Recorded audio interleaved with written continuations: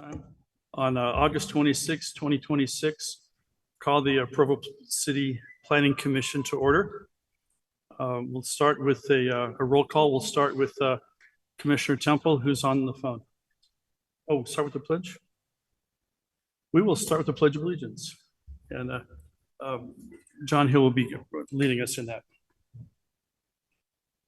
I pledge allegiance to the flag of the United States of America and to the republic for which it stands, one nation, under God, indivisible, with liberty and justice for all. Thank you. Now we'll go to the roll call. So Commissioner Temple. Bill Temple, no conflicts. Tosh Metzger, no conflicts. Melissa Kendall, no conflicts. Jonathan Hill, no conflicts. And John Lyons, no conflicts. Although this is a public hearing, only the presenters and those invited by the commission may speak or ask questions unless otherwise invited by the chair. Please wait to speak until called on. When speaking, be sure to speak into the microphone so that the record is clear. Please state your name and city of residence for the record. Please limit side conversations as they interfere with the audio recording. If you need to have a side conversation, please step outside of the chambers. Please do not attempt to interrupt or speak over others. Intimidating or threatening speech or behavior will not be tolerated at any time. Please refrain from clapping, cheering, booing, or being otherwise disruptive during the hearing. So we have a full agenda today. We'll combine items 1 and 2. Read them both in. Item 1 is Brigham Young University requests a conditional use permit for an accessory housing parking reduction related to the redevelopment of Wymount Terrace Apartments in the PF Public Facilities Zone located generally at 150 Wymount Terrace in the University neighborhood. Item 2, Brigham Young University requests project plan approval for a partial redevelopment of the Wymount Apartments in the PF Public Facilities Zone, replacing 354 units with 456 units and a new admin and maintenance buildings located generally at 150 Wymount Terrace. And Dustin Wright will be presenting. All right, thank you. So this is the portion of Wymount Terrace that's highlighted here in red that's being proposed for redevelopment this time. The parcel's large, as we'll see in some other slides, but just this southern portion is what they're looking to redevelop at this time. And so they'll be replacing in that area 354 units and 510 parking stalls with 456 new units with 684 parking stalls. So that's an increase of 102 units and 174 stalls. The buildings are set back from that residential neighborhood to the southeast there by 40 plus feet. And here are some floor plans of the proposed development. So there's 2 and 3 bedroom units. So these are designed for married students with children. So that's why the 2 and 3 bedroom units. And they're 3-story buildings. And then on the left-hand side, this is the new administration building that they'd be putting on the site as well for that. So you can see those. And then as far as landscaping goes, they're meeting the requirements of, there's a minimum of 20% landscape requirement. They've got 35%. And here is the parking. So you just received an updated addendum from Hills Engineering about the parking justification and the TDM. I've talked to the applicant to help to have them kind of come up and discuss that when it's time, and give you, because you just received that, to give you a little bit more information there. But these maps here, the updated ones that are in that, so they just kind of corrected some of those numbers and tried to lay that out more clearly there. But essentially item 1 is that conditional use permit. And so that comes from the public facility zone. There's a a section in that code that gives you as planning commission the ability to reduce the parking ratio down to as low as 1.5 stalls per unit. So the current code requires 2.25, and they're asking for that reduction to 1.5 as part of their justification there, that their parking study shows that overall they have a 1.23 parking ratio on the site. And so that 1.5 that they're requesting is closer to what they're actually seeing on the site. The redevelopment area, south portion here, that currently has 354 units, 510 spaces. That's a ratio of 1.44, so that's less than 2.25 that our code currently would require. And the proposed, what they're proposing to replace it with, that's at 1.5 that they're asking for. The new administration building that I mentioned, it is up here. There on the site. That has a parking requirement of 29 spaces, and they have 40 spaces there. So that parking justification and that TDM, that transportation demand management, was originally in the staff report. We were looking at some spaces where they had to add landscaping in the parking lot, and so they lost spaces. And so they were going to utilize that TDM to make up for those lost spaces. They have in this map here shown that they have those spaces available on the site that were surplus, and they would be able to, or new, and they'd be able to utilize those to meet that amount of parking that was lost to adding that landscaping. So with that, I don't think the TDM is necessary anymore, just the conditional use permit to bring the parking requirement from 2.25 down to 1.5. So that's all I had. I'm sure you have some questions, and I'd be happy to try to answer those, or maybe defer to the applicant on some of that. Thank you. Are there any questions from the commission? Joel, do you have any questions at this time? No, I don't. Okay.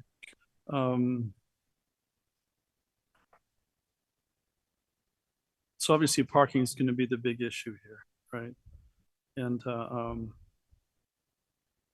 well, maybe we can wait for them. When am I? Yeah, let's wait. So do you have the? Did you have the? So we'll now turn the time to the applicant. Is the applicant here? Thank you. You'll have 15 minutes for your presentation. When your time is up, you'll hear a ding and the microphone will be muted. Following your presentation, if we have questions, we will invite you to come forward at that time. Okay. Please first state your name and city of residence for both of you. Travis Dance, Spanish Fork. Nathan Summers, Springville, Utah. I just wanted to start off by giving a little historical context to the project here. We went back and did a study from 2013 to look at this existing site. At that time, in 2013, we tore down 108 apartments. So it was 8 buildings, which totaled 108 apartments. And we did that to make way for the laundry building and the parking lot that you see on the screen there. So this project, this redevelopment, brings us back to almost that same level from 10 years ago. We're actually 6 units less than we had previously. So I just wanted to give that historical context to you. We don't really have anything else that we need to talk about. I think Dustin covered it pretty well. Did you have anything? Do we have any questions for the applicant? So I do have some questions. When I read through the engineering study, I was kind of surprised that it looks like to me like it was all based on a 4-hour overnight from over a year ago. There was from midnight to 4 a.m. one count, one time, got one number, then everything, the ratio was developed, and everything was based on this particular ratio. That's an awful lot of work. Are you assessing that there's no variability, that one Wednesday night over a year ago was accurate for all the assessments? We should base everything on that one number? No, we've actually done 4 studies that I could find. The first one was July 16th of 25 at 8 a.m. At that time, they found 509 vacant stalls. They came back that same day at 2 p.m. and found 636 vacant stalls. Now, we realize that's during the summer months. And then the one that was referenced in the TDM there by Hales Engineering, that 4-hour period. And then more recently, we did another study March 26th of this year, so during the school year, and that one was at midnight, and we found 125 vacant stalls at that time. So we have looked at all of those together and feel that that 1.23 ratio is still pretty accurate. Okay. Do you know what the current vehicle ownership is per unit in Wymount? Not off the top of our head, no. So the reason I'm asking is going from the 2.25 down to 1.5 is a big reduction. And so the justification here is that, so we received comments from the neighborhood about very concerned about having about parking spilling over into the neighborhood there. Do you want to talk about that? What's your feeling about that? What's the likelihood of that? We do Issues have associated that with that. addressed in our paperwork here.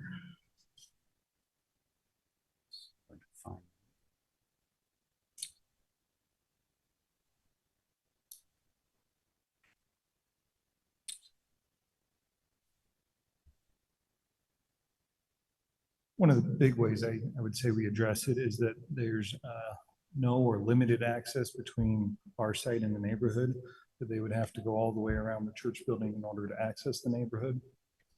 And we haven't seen that as a problem back when we had the 460 units there. We hadn't seen it spill over into the neighborhood at that point, as far as I'm aware. So we're doing less units. We don't see that being a problem.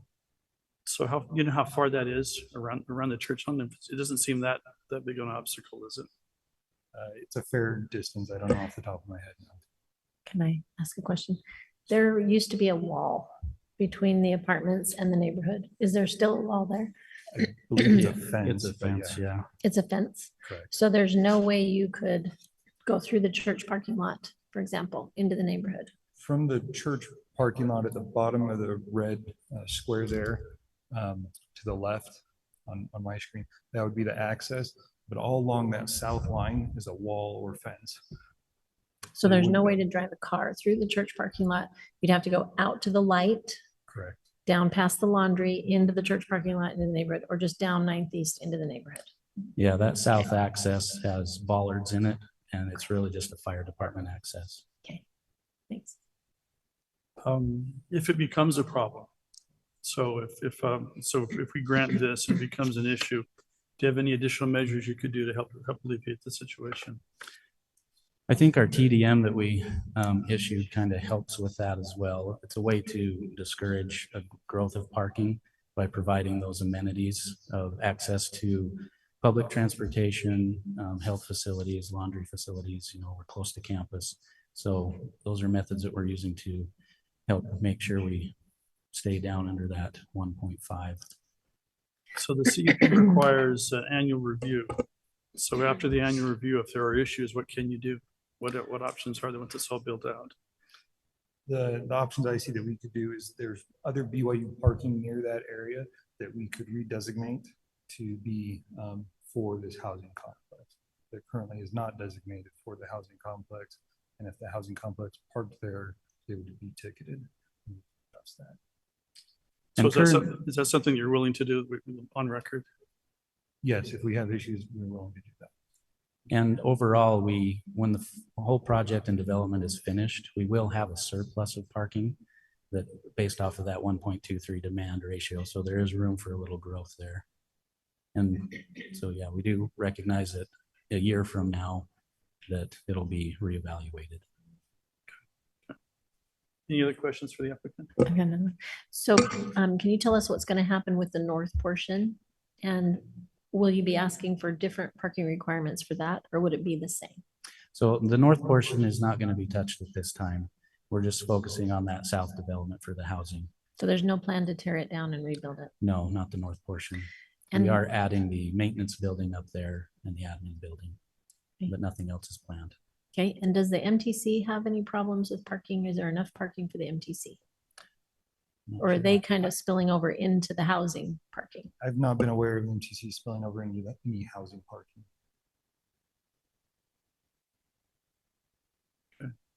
I have some question. Okay, so in the north section here, what is the number of bedrooms in those apartments?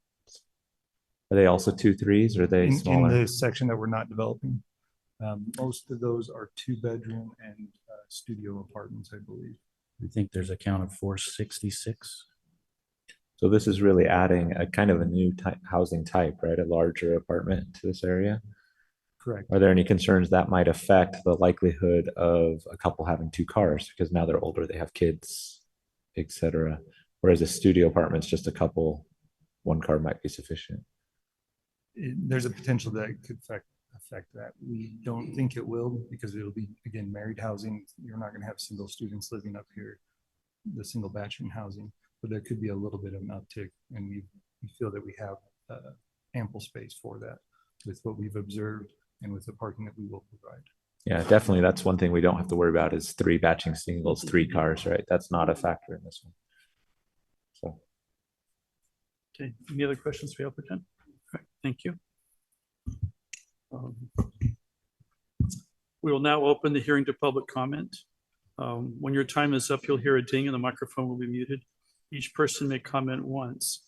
If we have questions, we will invite you to come back to the microphone at that time. This time is for your comments only. If you have questions about an item, please speak with the staff privately. If you submitted your comment prior to this hearing, we've already received it. If the neighborhood district chair is present, okay, we'll invite you to come now. You have 3 minutes to comment. Sharon Mehmet, and this isn't my district technically, so I'm not speaking as a chair, but I did have questions as I spoke with Dustin.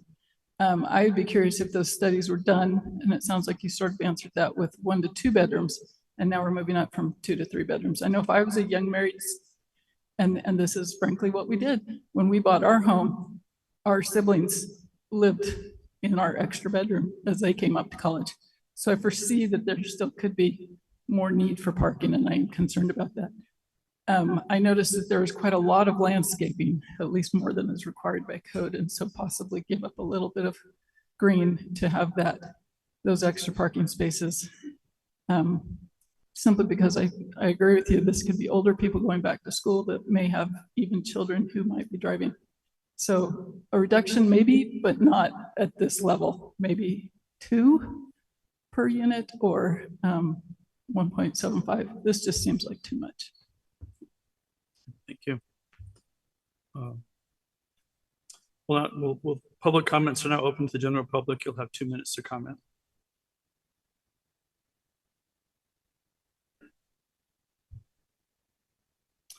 So seeing no public that wants to come, we'll close comments now. So discussion, any thoughts on this?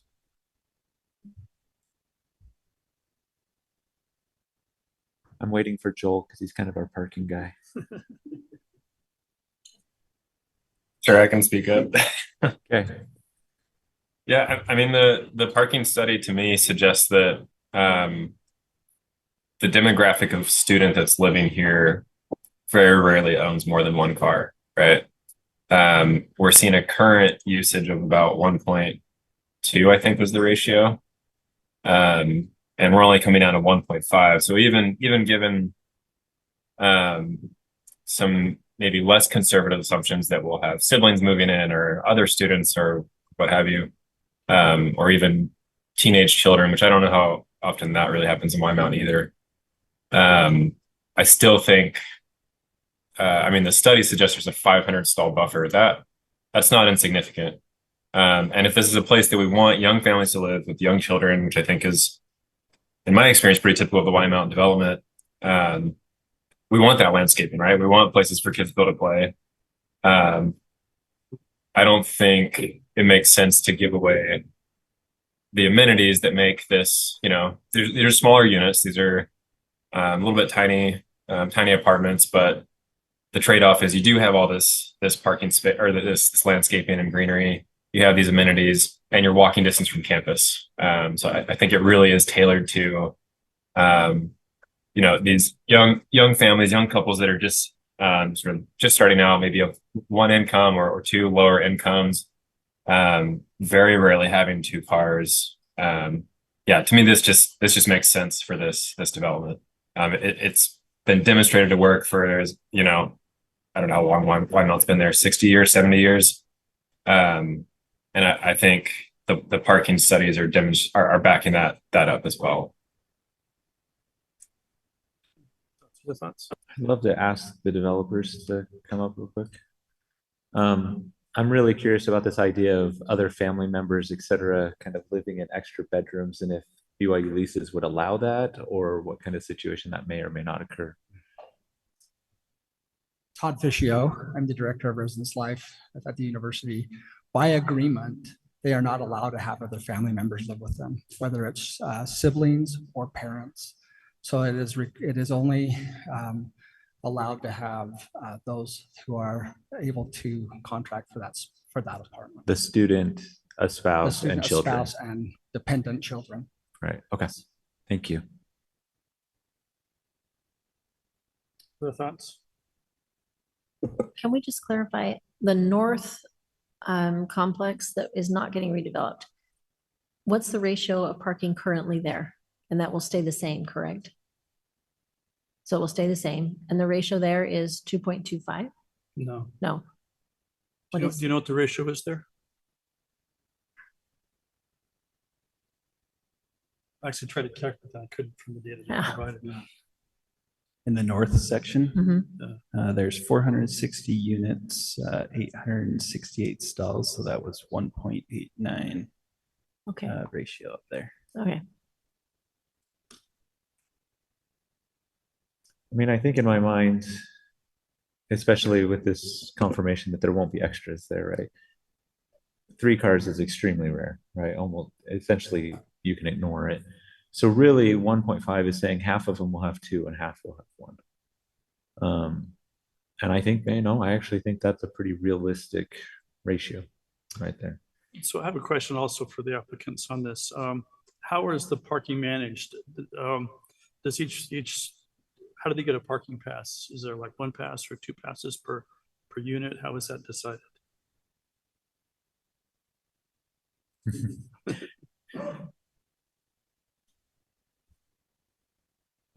So as part of their contract, they're given parking, and it's not done by a physical pass. They register their vehicle in the parking system. But I don't think we limit them on, like they can have 2, but I don't think we limit it beyond that. You don't think you limit it? So Sorry, they're allowed 2 passes. They're not allowed to go above that. Okay, so each unit is allowed 2 passes. Correct. Okay, thank you. My feeling is that since BYU has committed to post-occupancy parking counts and to corrective action if they need that, then I think the risk for the city of Provo is reduced. I tend to agree with Joel's thoughts that young families, the amenities are important, and parking is one of those tricky things. You want the right amount. You don't want too much or too little. And if there's this excess parking on the north that would be available, I think the risk for the city of Provo is minimal in this case.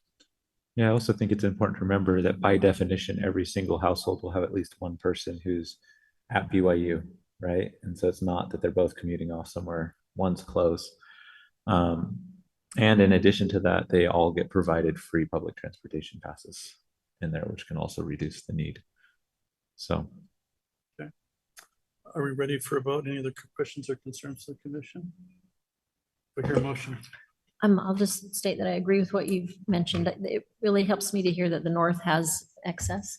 Those are the smaller units. So even those, we'll have some bigger units here that might have an occasional teenager that also has a car. I think that could take that up. And there is a fence. And so it's not so easy to get into the neighborhood.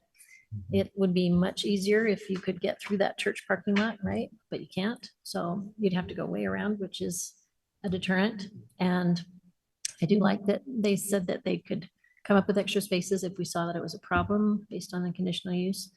So I feel comfortable with it as well. If I remember right, and it's been a while, but I think the Rock Canyon Temple is also adding on-street parking right just north of this. So I actually think it would spill there before it would into the neighborhood because that's easier to access. Depending which side you're on. Yeah. Right. Well, that either. Well, at least it's by a temple at night, right? Which is closed, so it's not a big deal. Okay, is someone ready to make a motion? We have items 1 and 2.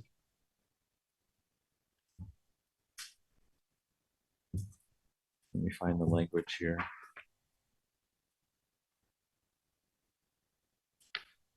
It's right here, John. I got it. Okay. I'll make a motion that the proposal item 1, Brigham Young University requests a conditional use permit for an accessory housing parking reduction related to the redevelopment of Wymount Terrace apartments in the PF zone located generally at 150 Wymount Terrace is be found consistent with city code. And so I move to approve the proposed conditional use permit to allow for a reduction of the parking ratio to 1.5 stalls per unit. Second. Any discussion on the motion? Okay. Start with Commissioner Temple to vote. Aye. Aye. I, Aye. And aye. So item 1 passes 5-0. Item 2.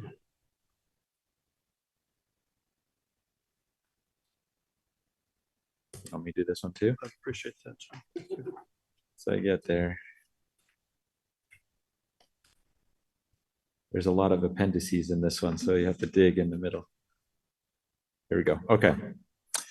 I move that item 2, Brigham Young University requests project plan approval for a partial redevelopment of the Wymount Apartments in the PF zone, replacing 354 units with 456 units and new admin and maintenance buildings located generally at 150 Wymount Terrace be approved.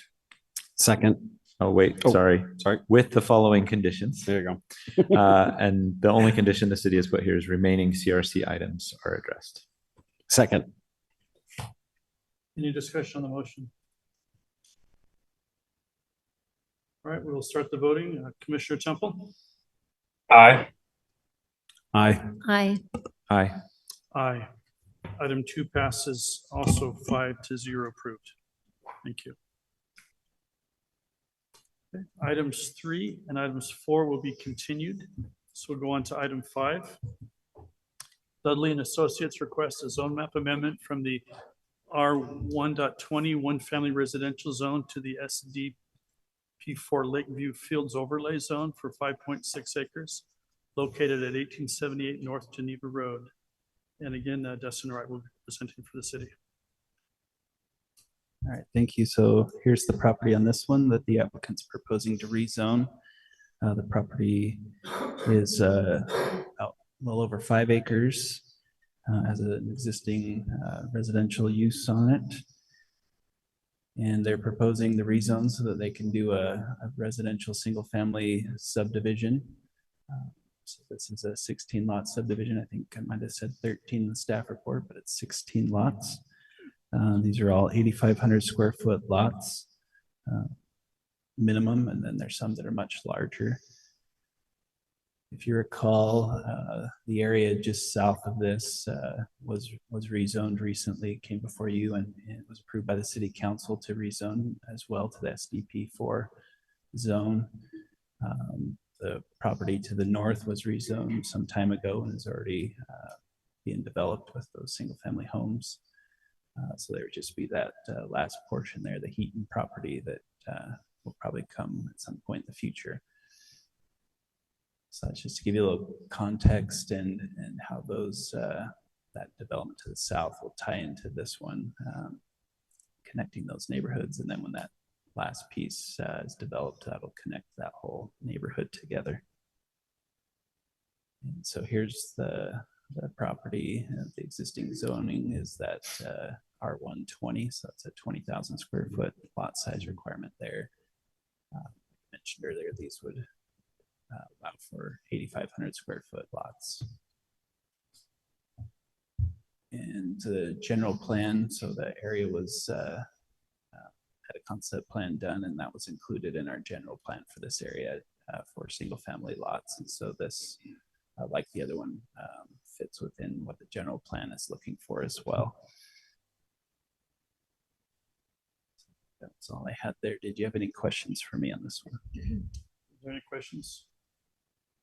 All right, thank you. Is the applicant here?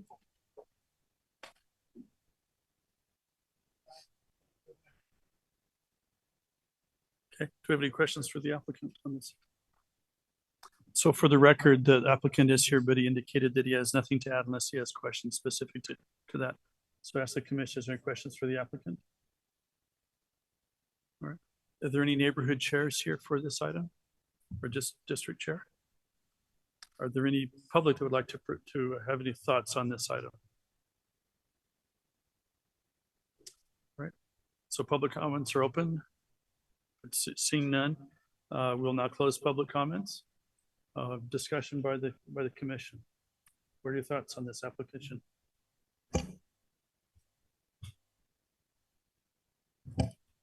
I think it makes sense. I think it matches the other things of the zone that they're planning. I think it's, yeah. Yeah, I agree. It's pretty straightforward. Neighborhood to the north is developing very quickly. It seems to be very popular. We've already seen just south of this and kind of extending to the east of this. And this just, it connects well with the development to the south. We can't to the one to the north because it doesn't overlap any connections, but hopefully when the last parcel in here comes in, that will finish out the connectivity between the neighborhoods and create a nice cohesive group of homes here. So good connection with Geneva, so they'll have good transportation in and out of the area as well. Any other thoughts? Yeah, I agree. I think we've been anticipating this coming forward. It's come forward in terms of what we anticipated. It's been planned in advance. I don't see any issues. Are we ready for a motion?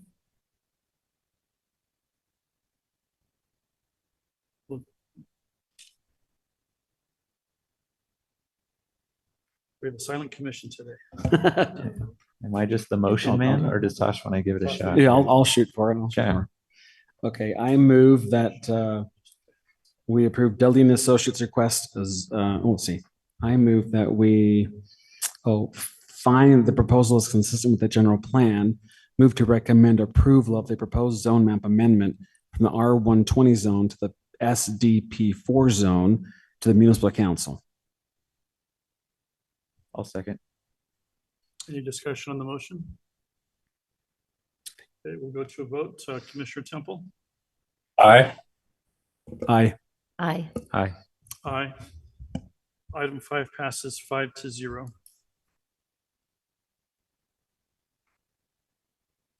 Okay. We'll go to item 6. Kevin Jimenez requests a variance to Provo City Code 1505-160 Hillside Development Standards to allow grading and the building of a single-family home on slopes 30% or greater in the R1.10 one-family residential zone located at 1065 East Hillside Circle. And Scott Johnson will be presenting for the city. Thank you. Good evening, commissioners. So the property is located at 1065 East Hillside Circle. It is in the R1.10 zone. This property was part of a approved subdivision that was platted back in 1977 and has remained vacant since then.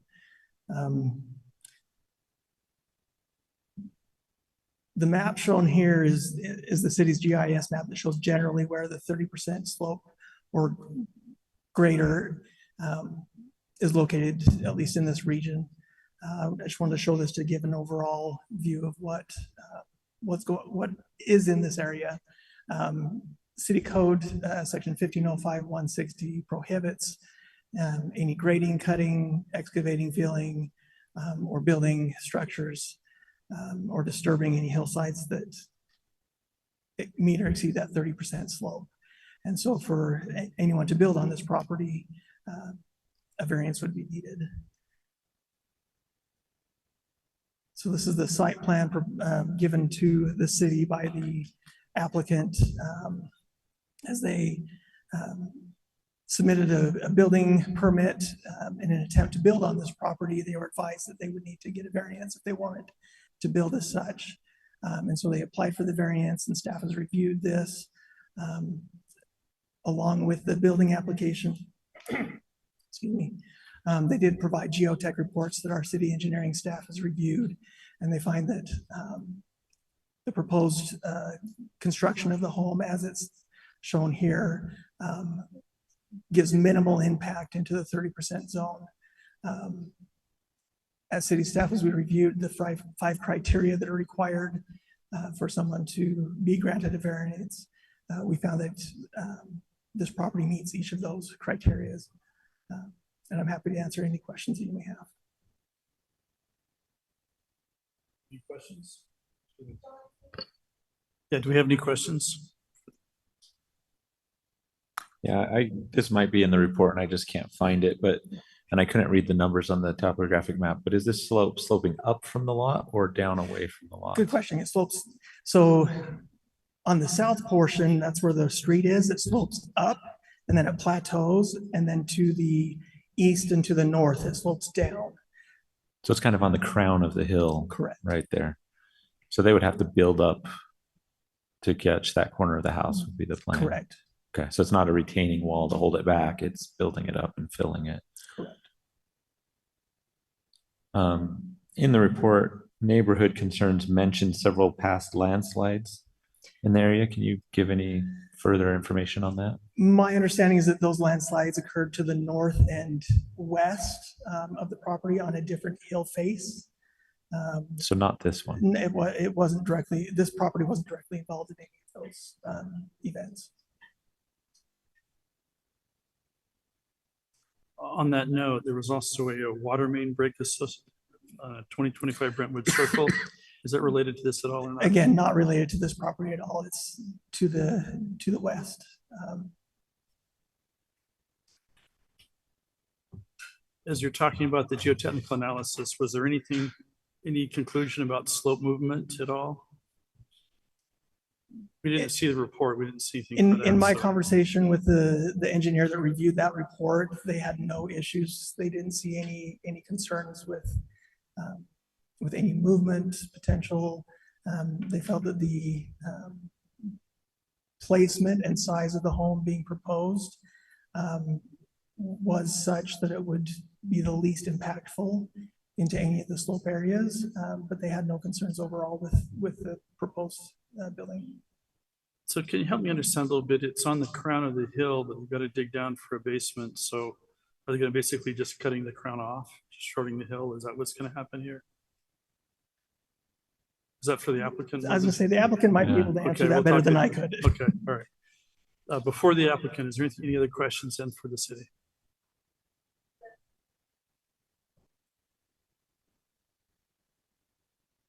Okay. So was there any special, so from your point of view, from the city, was there any special foundations, retaining system, drainage, anything at all special that was required because of this?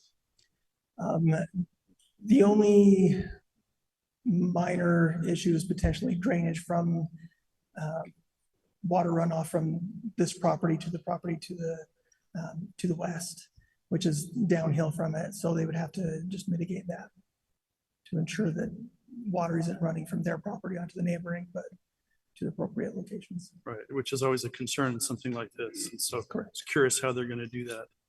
But I guess we'll ask them about that. Okay. Okay. Any other questions for the city? All right. Thank you. We'll now invite the applicant to come forward. You have 15 minutes for your presentation. When your time is up, you'll hear a ding. The microphone will be muted. Following your presentation, if we have questions, we'll invite you to come forward at that time. You just say your name and city of residence. Yeah, it's Kevin Jimenez, Mill Creek. I'm actually the builder on the project representing my clients, Tamara and Clark Jones. They purchased this property quite a while back, and they've obviously been looking forward to building their last home. Through our design process, we've taken some, extensive kind of changes to reduce the footprint of the home and make sure that we, get them what they need for their family, obviously, but also taking into account the building envelope and the slopes on the property. As far as the actual building, we would have a basement with a walkout in the back. And so we would be digging down into that. And so you'd be cutting into that a little bit. And so a couple of the things is as the driveway approach, obviously that cuts into that 30-degree slope to get access to their driveway. So we really can't do much about that. And then on the backside, as he mentioned, geotech analysis didn't point out any risk as far as the building envelope or any slope instability with the loads that we anticipate from this building. Okay. Do we have any additional questions for the applicant?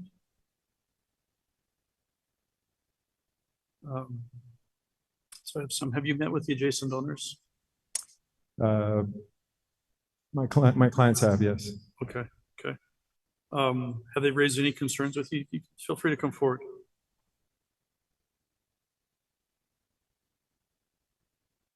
And state your name and city.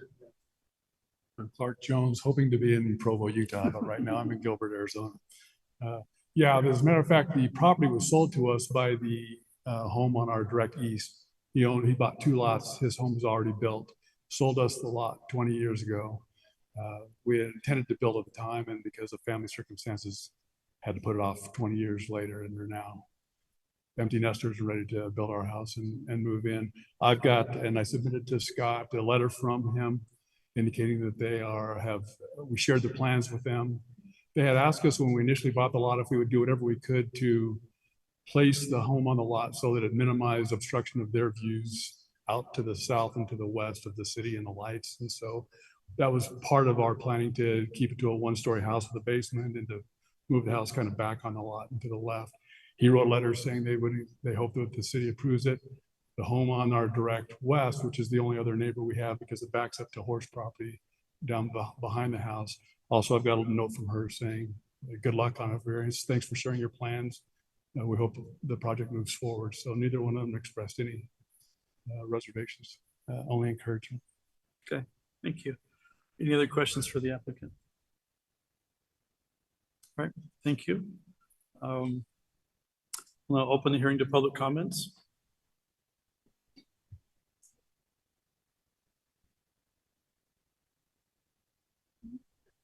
I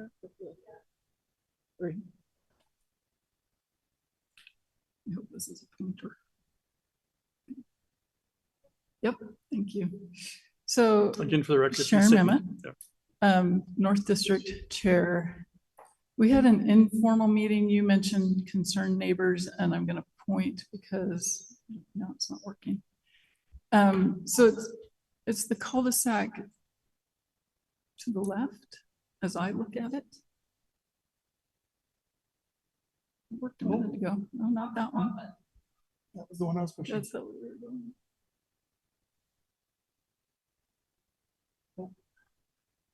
Stop. So I imagine you have that map on your page at this moment. If you look at where the red square is, that's the proposal. If you look immediately 1, 2, 3 boxes left, those are the concerned neighbors. They're actually on a different cul-de-sac. And so neighbors gets a little different here because they don't necessarily see each other daily.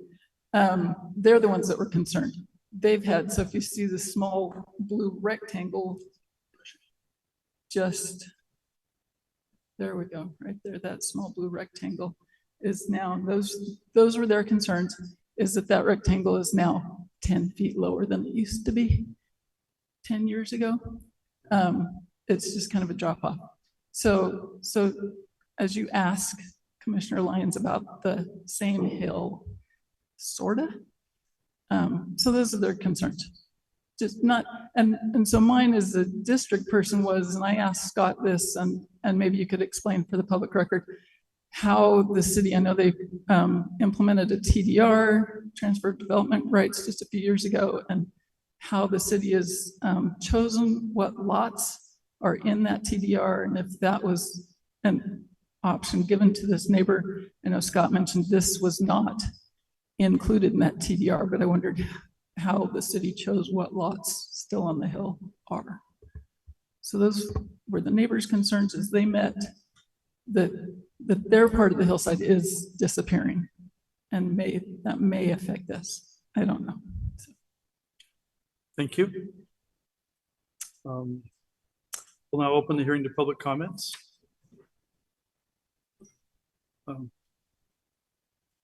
My name is Richard Holmes, and city of residence. Do I need to spell it? No. Okay. What's your city of residence?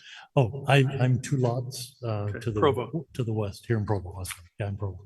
Yeah, I lived in 1041 Hillside Circle for 26 years, and the only construction that occurred is just to the south of me. And when that construction occurred, it contributed to a significant landslide. The builder dug into the storm drain system, which contributed to water going into the ground, on top of a water leak, a city water leak that occurred just to the east of that.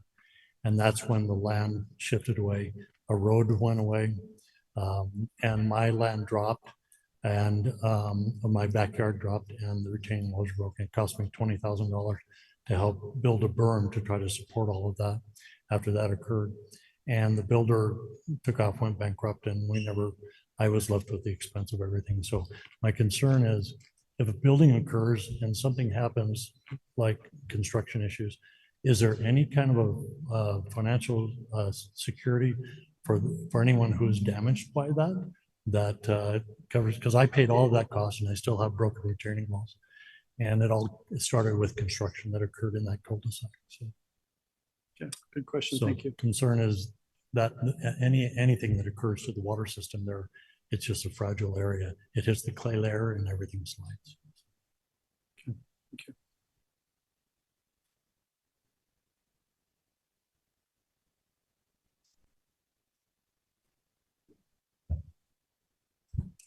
My name's Ashlyn Lewis in Provo as well. I'm the house with that extension there. We did not live there in 2005 when the slide happened, but our house was the one that almost also went down the hill. It is very concerning to us to have any additional weight or cutaway in that mountain. Although there is a break, it is still on that same ridge, if you will. So that is our biggest concern there. And in 2005, that wasn't the first landslide. So there was a number, and I think you've received all of the data on that. It isn't just a small number. And so it is definitely a very large concern of ours. Thank you. Thank you.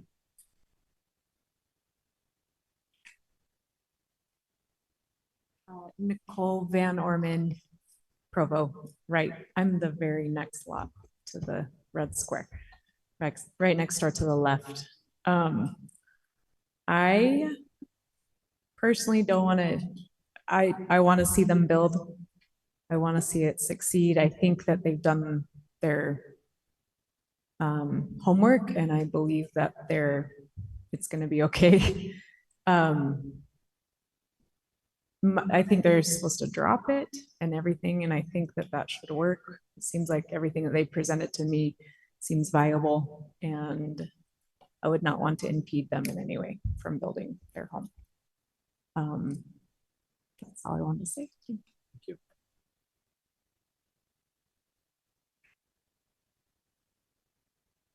Anyone else have a comment to make on this item? All right, public comments. Seeing no further comments, we'll now close public comments. Then open for the commission for discussion. Thoughts, questions, any of the issues raised you want to address?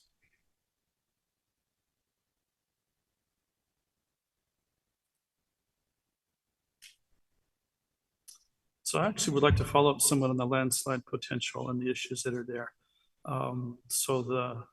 Even though it was indicated that they are not related, it feels like it's adjacent, if not.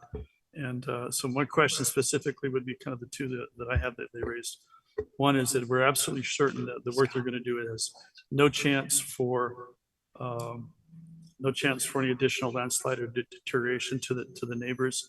And the second part of that is, if there is there any way that there can be some sort of a bond or surety that's created so that if something were to happen, that the landowners, that the adjacent neighbors would have some remedy?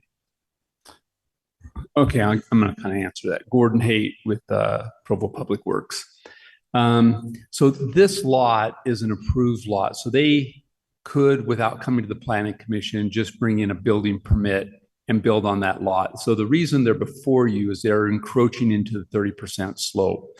So this lot was subdivided, I think they said 77. So it's been there for a while. So it's a legally buildable lot. So there's really no method other than the TDR that was mentioned earlier to somebody willfully giving up their right to build on the lot that owns it. So we did have our geotech look at this. There is a safe way to build this and keep this stable. If somebody hits a water line and it breaks, there's a very high probability there could be problems again. But those are always at risk, whether they built the lot on the 30% slope or not. And I don't know of any insurance thing that can be done other, so there's always a risk when there's development. Did I answer all your questions or did I ignore one? Yeah, no, that's fine. Thank you. Gordon, there was one question about how were some lots designated for the transfer and this one wasn't. So this lot, we went through and looked at all the lots on the east side. Most of them were in Sherwood Hills. There were 97 lots that we deemed really bad to build on. And those are the ones that we selected to be part of the TDR. The ones that we felt could be done safe and successfully, we did not include in that, but we did include 97 different other lots. So this is better than all of those. Okay, thank you. Other discussion from the commission? I have a question. So are you saying because they moved the house further into the slope because they wanted to be a good neighbor, that's why it's going into the 30% slope? Or if they just moved the house forward, they wouldn't have to worry about this 30% slope, right? Because it'd be forward, right? And to the right. And to the right, yeah. So the problem that they'd run into there is the setback requirements of the zone. The setback is 23 feet from the back of curb. And so what they're showing on there is a 25-foot setback. And so moving it 2 feet isn't going to get them out of the 30% slope area. And even if they were somehow to do that, there would be no way to create a driveway up to the property without affecting some portion of the 30% slope. Oh, I see what you're saying. Okay, thank you.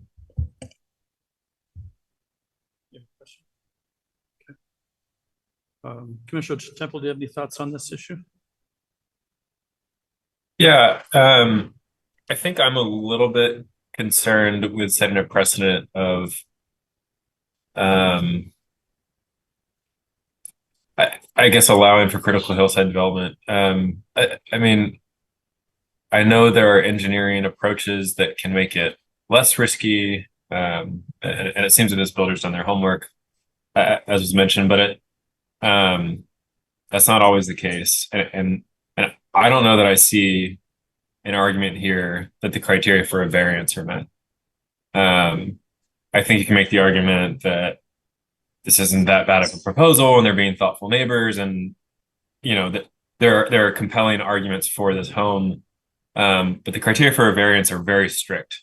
Those standards are laid out in state code, and I don't know that you can make the argument that literal enforcement is an unreasonable hardship when you purchase this lot knowing what the buildable footprint is, right? So that for me,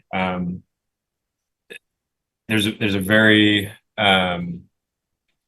I don't know, there's just a very high threshold to meet to demonstrate the need for a variance, and I just, it's unfortunate, and I understand wanting to build your dream home and retire on this lot. I just don't know that that this footprint is feasible without setting a precedent for the rest of our critical hillside overlay zone and saying, well, if the house is pretty enough and the neighbors like it, then it's okay. So that would be my comment. Can someone from staff, just for those in here, review for us the rules for a variance? I think it's very good for the public to understand. You know, with zone changes, et cetera, we have a lot of leeway about what we think is best, but variance, like Joel mentioned, does have very specific rules.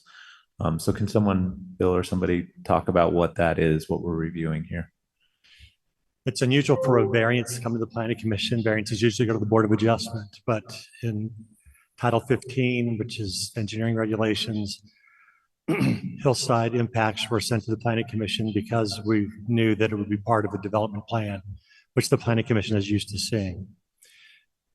There are 5 criteria that are in state law and in city code. And yes, those criteria are difficult to meet. They were written that way on purpose because variances should be granted sparingly. Some really very relevant factors, however, in this case are that, like the city public works director said, this is a platted lot. It was platted in the 70s, so it's legally buildable in terms of already being platted. It is possible, I guess, to build a smaller house, but it would be significantly smaller and meet the front setback and the east setback. But when you look at the criteria, all the criteria for the variance, one of those is, would you be denied, for this isn't granted, would you be denied a property right that is generally enjoyed in the neighborhood? Houses of this size and configuration are generally enjoyed in the neighborhood. To tell this neighbor, you have to build something substantially smaller, I wouldn't say that is granting them the same property right. Each of those criteria has some subjectivity to it, so there is room for disagreement. That's the way it is. But there was a case in Sundance that is relevant in that Utah County actually platted a subdivision lot in what turned out to be an avalanche flume. The first house built was destroyed by an avalanche. The property owner rebuilt it. The second house was destroyed by an avalanche flume. The property owner went to build it the third time, and the county said, we're not going to grant you a building permit. This is now a known geological hazard. The property owner took it to court, and the court said, that's a platted lot. Utah County, you platted it, you approved it, issue the building permit. So it was granted the building permit. The alternative was, I guess, for the county to step up and buy the lot. That's something they could have done, because if the county had just said, we're not going to let you build on it, that would have been a regulatory taking. They would have had to buy it. So that always comes into play in these types of lots, these types of environments. Did that answer your question, Jonathan? Yeah, I think so. Real quick, I can't find it in here. What is the square footage of the proposed home?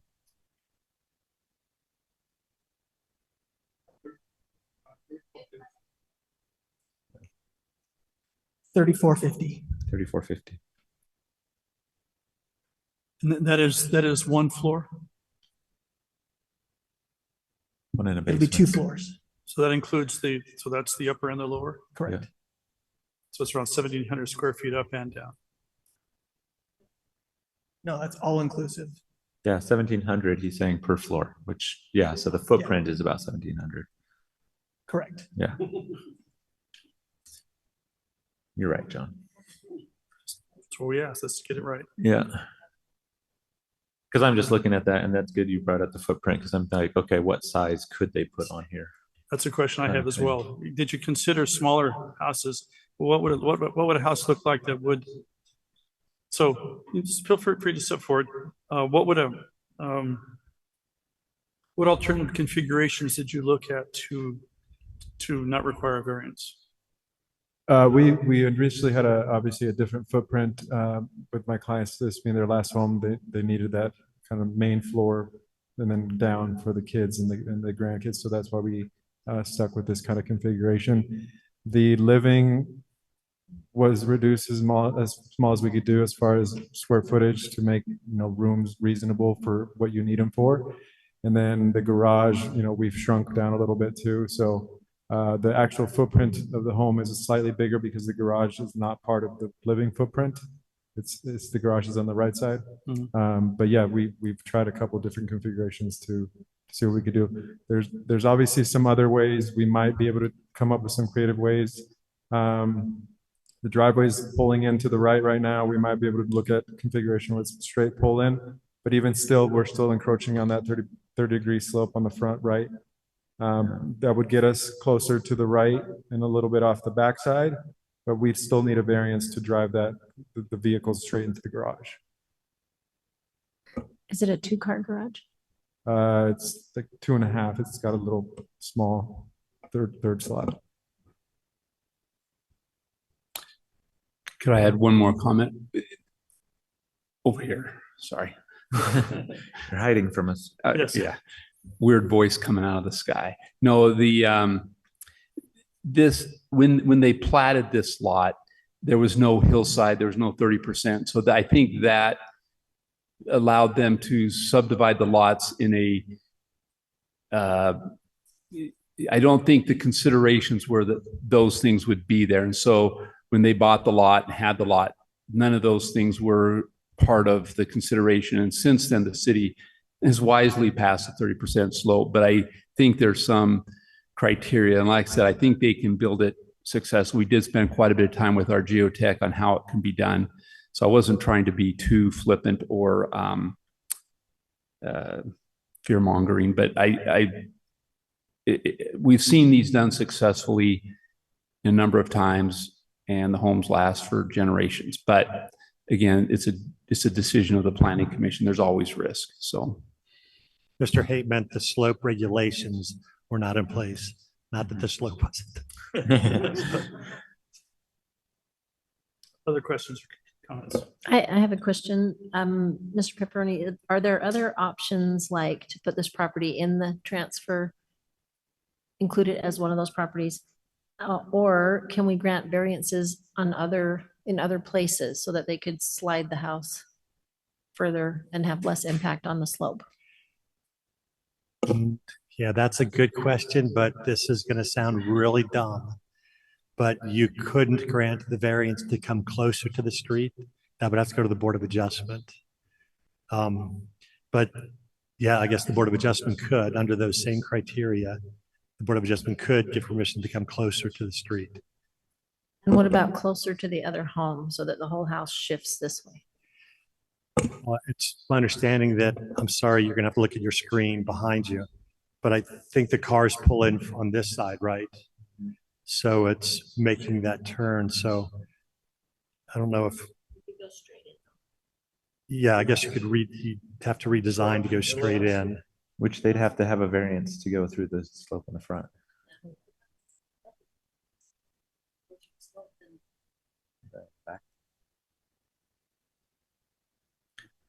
On this drawing, each line represents how many feet of elevation change? It's 2 feet. 2 feet. So really it's 4 feet down, maybe 6 at the most. They're digging in. Okay. Probably 8 on the back porch, but yeah.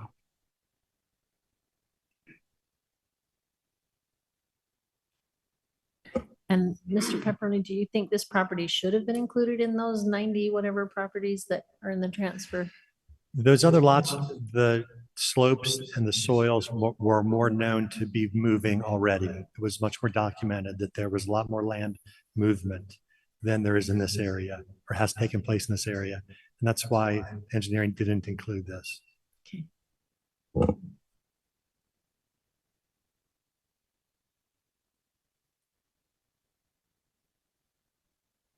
So what are our thoughts on this then?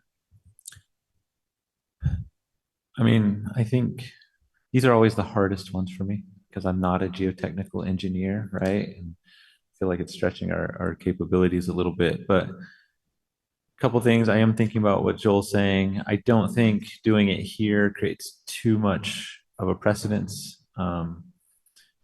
Because of things like we don't plat lots like this anymore. This is kind of grandfathered in. And it has been for a long time. So I'm guessing there's not too many vacant lots around that would fit in this. I'm more comfortable that they're going down rather than building up. Cutting away just tends to be a little more stable. And, you mentioned 8 feet on the porch, but I don't think the porch is sloped. And so I think where the wall is would be the deepest they would go and then build like a deck out, right? And so we're really cutting in 4 feet typically,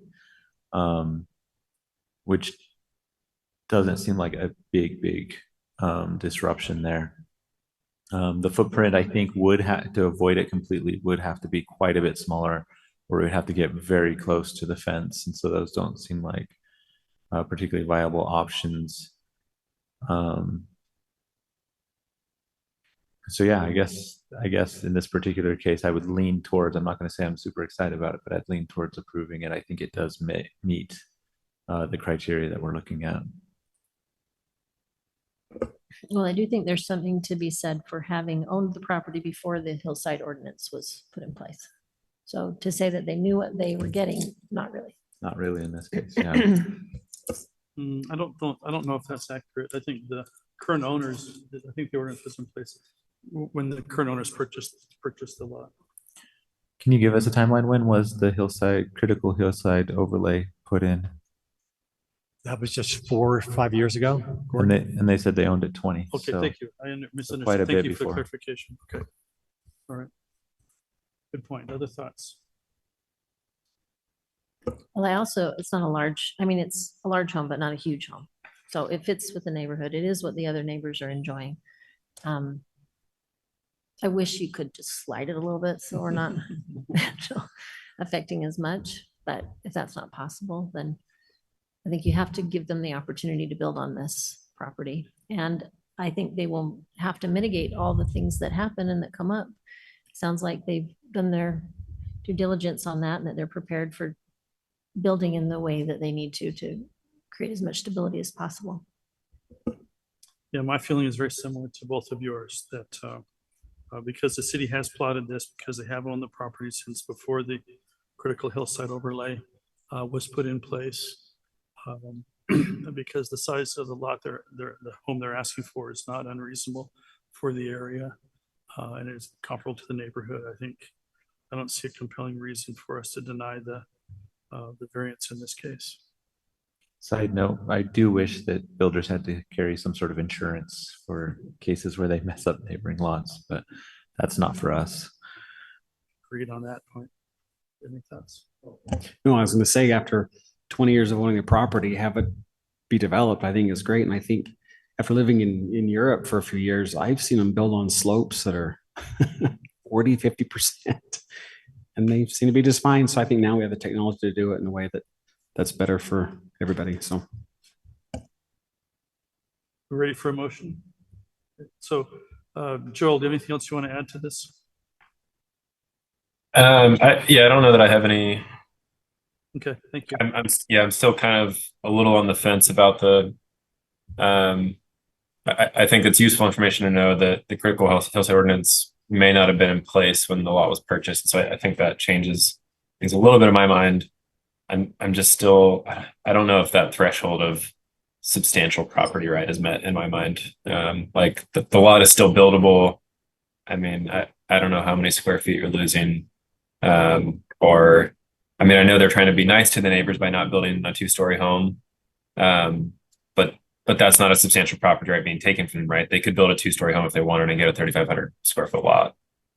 So I think that's where I'm like, yeah, I also don't want to be an enemy of good, sensitive, thoughtful development that's trying to take into consideration all these things. So yeah, I guess I don't know that I have a fully formed opinion still. Okay, thank you. But I think it's time for us to talk about a motion. So I'll make a motion. thank you. I move that the request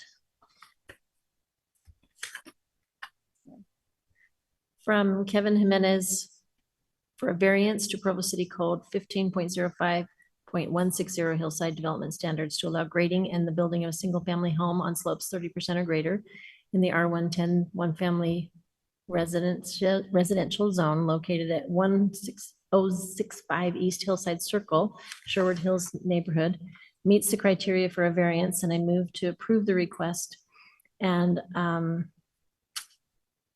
as shown on the site plan. Give a second. I second. Any discussion on the motion? Okay, we'll start the voting. Joel? Nay. Aye. Aye. Aye. Aye. Shows that it passes 4-1 in favor. Okay, we'll now go on to the next item. We'd like to read, we'll read item 7 in. Dudley and Associates requests a zone map amendment from the R1.10 zone to the R1.8 zone to allow a lot line adjustment between properties located at 3998 North, 300 West. And Jessica Danicki will present for the city. Thank you. Yes, this is a very simple rezone before you. It's just going to apply to one lot. They're seeking to rezone from residential single family with a 10,000 square foot requirement down to a residential single family with the 8,000 square foot requirement. This would allow the property owner on the lot to the east to build in addition to their home. Do you have any questions for me? Do we have any questions for Jessica? None at this time. Thank you. Thank you. Is the applicant here to present? Okay, we'll now open it to the public comments. Is there someone from the neighborhood chair or district chair that would like to talk to this? You're busy today. Frequent flyer miles. Sharon Mehmet, and I'm just reporting on the fact that it did come to our neighborhood district meeting. I guess I'm supposed to report that the neighbors had no concerns. Thank you. And I'm curious how the process goes about moving plot lines, if the city staff can answer that. I think that would be a private conversation. Do we have any, so public comments are now open? Excuse me, okay. Seeing none, we'll now close for public comments, open to the commission for discussion. Bill, just to confirm, the only reason why we're seeing this is because it's requiring a rezone, right? Because otherwise they could just move the line and move on with their lives. That's right. If it's the same zone, you could do something simple called a lot line adjustment, which wouldn't even require a plat. But in this case, because of the zone change, it's before you and it will require a plat. Okay. Does the same person own these two properties? I don't believe so. Oh, yes, they do. Okay. Pretty straightforward then in my mind. Shall we go straight to motion? Joel, any thoughts? No, yeah, seems very straightforward. Okay, so we're ready for a motion then. It's a recommendation because it's a rezone. Great. Okay, I move that we recommend approval of item 7, Dudley and Associates request a zone map amendment from the R1.10 zone to the R1.8 zone to allow a lot line adjustment between properties located at 3998 North, 300 West. And I don't see any conditions listed, so. I'll second. So let's just go straight to a vote. Joel? Aye. Aye. Aye. Aye. Aye. Item 7 passes in the affirmative 5-0. We'll read items 8, 9, 10, and 11 in together as one item. Well, for discussion anyway.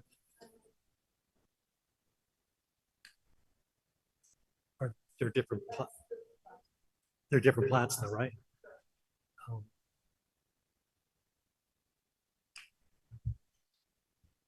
Go ahead. Yeah, read them all in at once. It's hard because they're all next to each other. Yeah. And if they're different plats and phases. Yeah. So we're good? Okay. Item 8.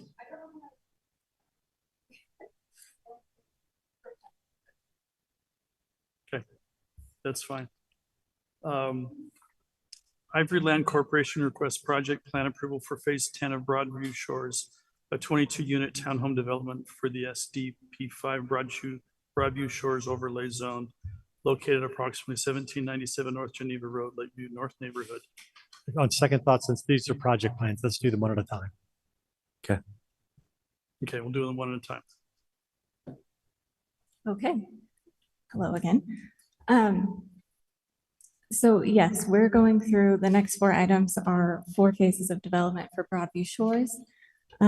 This development project was originally passed in 2009 and has gone through a few updates and a few changes through development agreement that have been passed through City Council. What you see before you is the most recent concept plan and layout that has been approved by City Council for development. The area directly off Geneva Road in the middle of Village 4, that's the combinations of phases 10, 11, 12, and 13 that we'll be looking at this evening. So for phase 10, again, the zoning will be SDP 5. That was approved as part of the original agreement back in 2009. They're proposing 22 townhomes. Here we have the floor plans and elevations, and then the landscape plans. Do you have any questions for me? Do you have any questions? Just out of curiosity, why are these split up into 3 phases and items and not just one? I don't know why they're split up into the phases the way that they are. I don't know. For the builder, it's easier to bond it and finance it if it's in phases like this. Understood. Okay. So in terms of each, so if we take each of these independently for, this is phase 10. Yes. But if you go back to the first slide you showed, I'm just trying to get my head around it. So this is the right corner of Village 4. So are all 4 of these phases the Village 4 on this map? Yes, all of them are in Village 4. They're a small portion of Village 4. Will this complete Village 4 then? No, additional phases will be required to finish out Village 4. In terms of amenities, is each one of these, so are the amenities for the village, or are they for each project phase? In terms of amenities like open space, parks, things like that. And Walkways, trails. yes, phase 9 was just done a little bit ago. That was a park. So they're kind of coming in stages. Any amenities that are proposed as part of a specific phase have to be built at the same time as the phase, but they can come in separately. Are the amenities part of the overall plan? It's hard for me to sort out how it all fits together. So in the development agreement itself, it doesn't have a lot of specifics about requirements. For example, like how much acreage of open space there has to be. You can see here in the concept plan, the green dotted line is a rough estimate of where they were expecting to put some open space. Phase 9 was a park that was over in Village 1 area, I believe. None of these phases include dedicated open space amenities. So I think the park as part of Village 1 was independent for that. So for this Village 3 and 4, we show some, on this plan, we show some open space, but I didn't see any of that here. So are they eliminating the open space? Yes, so the applicant can speak to that a little bit more. Okay. They can provide that open space elsewhere throughout the village in a different phase. Okay. This long thin area of open space, that's a power line that goes through there, right? I think it's a high tension line. I think so, yes. Yeah. Okay, thank you. Any other questions for staff? I guess it would be nice to see the overall. I mean, these are coming in chunks, but sure would be nice to see the overall. Like, where are the amenities going to be? Where are the clubhouses? And is there more than one clubhouse? And just because you hate to kind of chop this up and then you get to the end and realize it's not exactly what you'd hoped. Right. I know that one clubhouse has already been built. Village 7 is also proposed as a commercial. That's kind of where we're going to see more of the commercial mixed use coming in. So that will probably have some additional amenities there, but we don't have anything that I've seen that has a specific layout of showing the final project and the exact location of all the amenities and what acreage they would be. So for a 22 unit townhome development, what typical amenities would we expect? It would kind of depend on what zone they're going to be in. Generally speaking, like with our amenity point system requirement, there's a lot of different things that they could provide. Usually you will see some kind of green space, which if we look here in the landscaping plan, they do have some green spaces dedicated to that area.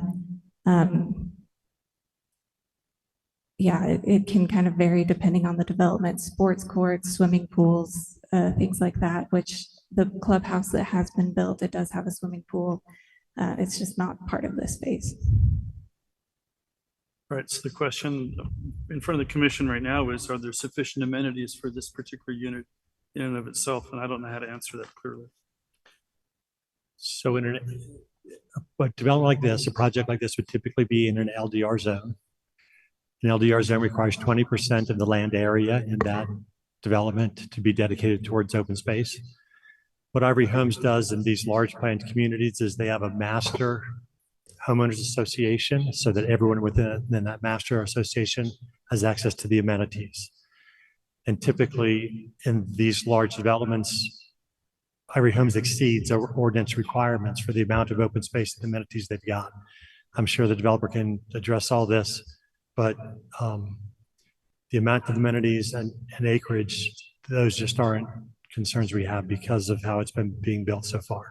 Okay. All right. Other questions for the staff at this time? All right. Thank you. So we now invite the applicant up. You have 15 minutes for your presentation.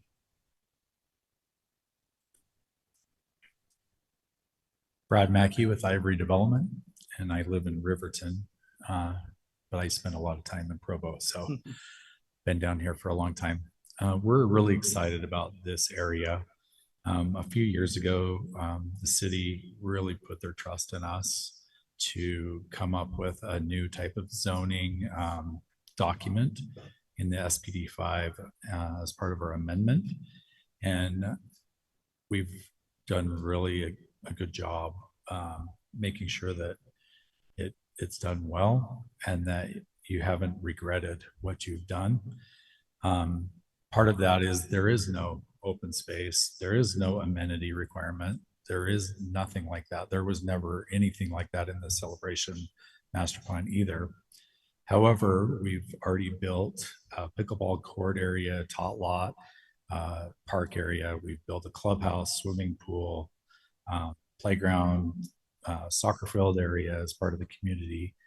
We're in the process of building a park that's a spiral hill with a trail connection that looks out over the lake. The green area that's under the power corridor is a trail corridor that connects through the community right off Geneva Road. One of the reasons this area has taken a while to come to you, to be presented to you, is trying to get the road out to Geneva Road has been a nightmare working with UDOT to get their approval. I think Gordon and I worked on that for about 3 years, trying to get them to agree to let us make that a safe intersection. And that is finally paved now, and hallelujah, hopefully the neighbors are happy as can be, not having to go through that nightmare sight vision that was existing before this intersection got paved. So we're really excited about this. And then I'm here tonight for project plan approval. Really the only reason is because we have attached product and it has to do with architectural design guidelines. And you've only seen a little bit on your presentation, but if you go to the other phases, we have 4 different unit types, building types. All of them are a colonial architectural style. I actually took a trip to Scotland with my family, and we went to several areas in Scotland and looked at the colonial style architecture of townhomes and the brownstone style architecture. And we've modeled all of our townhome architecture after that style here. We think that's really unique in Utah. No one's done that from what I can tell. So we have a really unique product here. And we've done something different where we've actually designed the site and the planning around the architecture rather than having the architecture be planned around the site plan. It's a little different than what you usually see. And so as you go through this, the plans are to bring the homes to the street to get that brownstone walk up architectural feel to them. The landscaping elements are meant to be more of a English garden style landscaping plan that ties into the architecture. Lots of flowers and plants that, you know, give you that English garden feel. So that's kind of what we have for you tonight. And the reason we've done it in 4 phases, you never know, especially when it takes longer in the season, if you're gonna run up against weather. So when you break up these projects into smaller phases, you can have your contractor concentrate on one or the other phase to make sure you get curb and pavement down so that you don't miss a whole season of building with pavement restrictions. So that's why we've done, we're going to build them all together. But if we run up against weather, we can focus on one or the other and make sure that we have something paved so that we can have our building continue. Glad to answer any questions you have for me after this. Yeah, so overall in the mix, you have a good mix of homes. How many townhomes are you planning in this area? Are there more phases to come, or is it going to go back to single family homes? I'm not after sure yet, this? and that's why we didn't bring more to you. We build to the market. We're not Okay. trying to maximize density out. We always knew we wanted this entry coming off of Geneva Road to have our townhomes. Going west, we're not sure yet. Okay. We'll wait and see what the market is like and what the market's asking for, and we might switch to single family. We might do condominiums. I don't know. We'll deal with that as the market comes. To follow up with city staff on that, some areas on the west side have limitations on density due to sewage capacity, et cetera. This area is not part of that area. That's right. Ivory's master plan was taken into effect with all of those engineering calculations. Okay. So are they capped overall on what you guys can do, or? There's an overall density in the in the project. Yes. Okay. And this complies, we're in good shape with this. Yes, We should this do is well in compliance, and part of what that amendment was a few years ago, it allowed us to move density around in the project so that it gives us the flexibility to have a variety of different architectural styles, product types, housing for different lifestyles, and stages of life throughout the project. So Yeah, it's good to have some mix. I'm just wondering, you know, you mentioned condos, for example. I'm guessing we won't let them get in trouble where they've put too much density in one spot and now nothing else can happen, right? The overall cap kind of thing. Yeah. That's the point of the overall cap. Yeah. Yeah. Okay. Since you're here, would it be appropriate? I would like to have him go ahead and present kind of Sure. the whole, if you could just kind of Yeah. walk through your slides. Yeah. You mentioned some interesting things. I'm interested in the, I you know, don't the entrance know into the how area. to go forward if you want to. Show him how to do that. While you're doing that, is there going to be another clubhouse too? As of right now, no. But if we go to Village 6, right now we're thinking of some apartment units in Village 6 area along Lakeview Parkway. If we do an apartment project, we'll definitely do a separate clubhouse and swimming pool in the apartment. And would everybody have access to that as well, or just the apartments? That one would probably be just Just the for the apartments. apartments. Okay. While we're here, can you talk about the timing of Village 7? There's You always know, been discussion about it. I would love to know the timing of Village 7. That is one of Mayor Kafusi's requests of us when we did this years ago, was to try and attract a grocer on the west side. We are working with Smiths right now, and we've tried as hard as we can to get them to come out here and build in Village 7. As you know, they have their piece on Center Street, and at this point, they're not interested. I think we'll have more interest as Lakeview Parkway extends north up through Orem. And hopefully we can get some rooftops around it and maybe attract someone at that time. But right now we've tried to attract everyone we can to build a grocery store there and haven't been successful.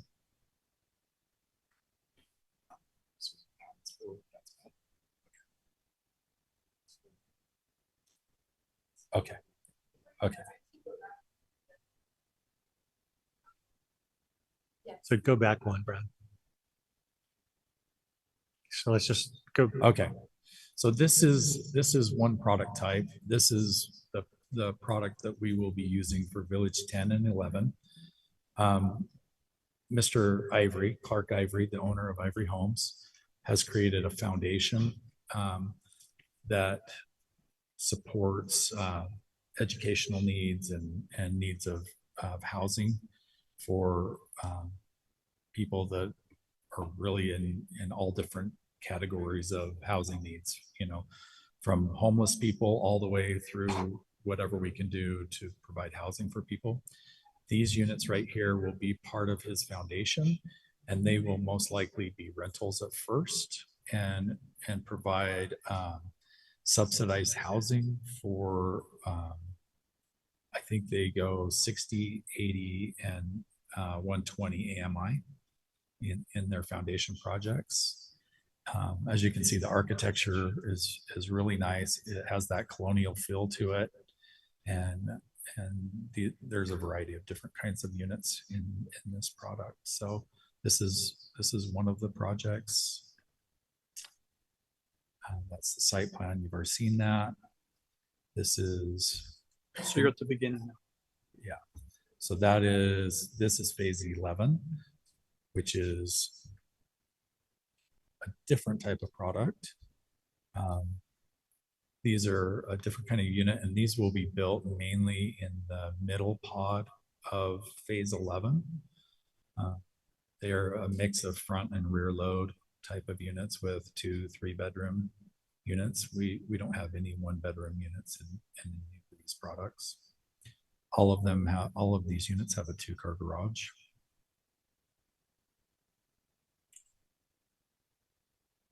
Let's see.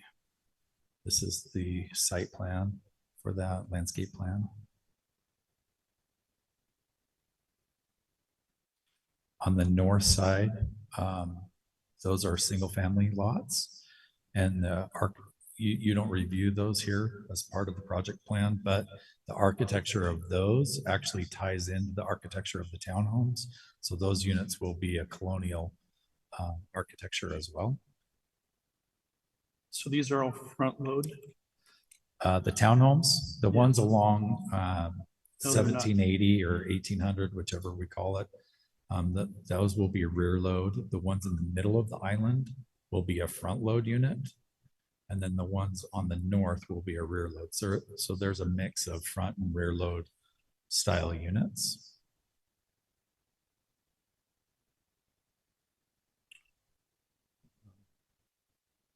Okay, so it's phase 12. This is my favorite building. This is literally taken from Inverary, Scotland. There's a street in Scotland that I took a photo of, and our architects modeled this after that area in Scotland, which is really one of the most iconic streets in all of Scotland. It has the chimneys and the variable heights and that brownstone colonial look to it. All of these again have a 2-story look, and the buildings will live to the street, similar to your typical brownstone architecture.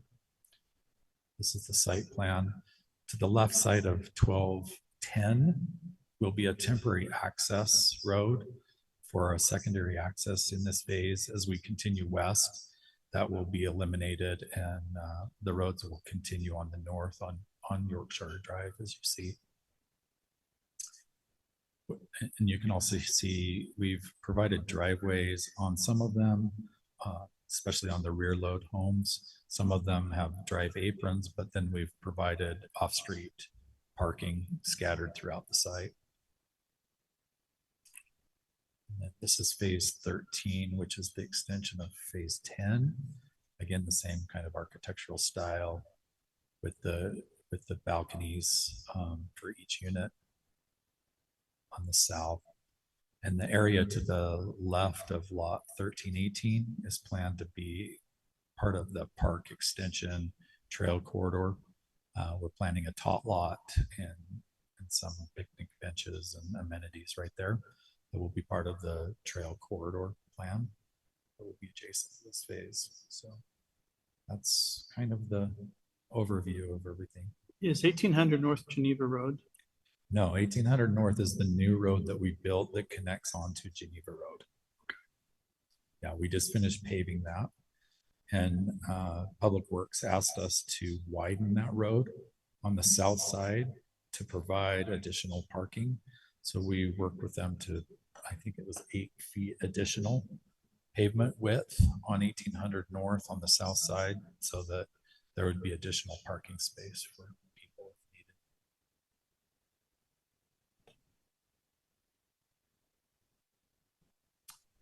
needed. Yeah. So any questions then for applicant?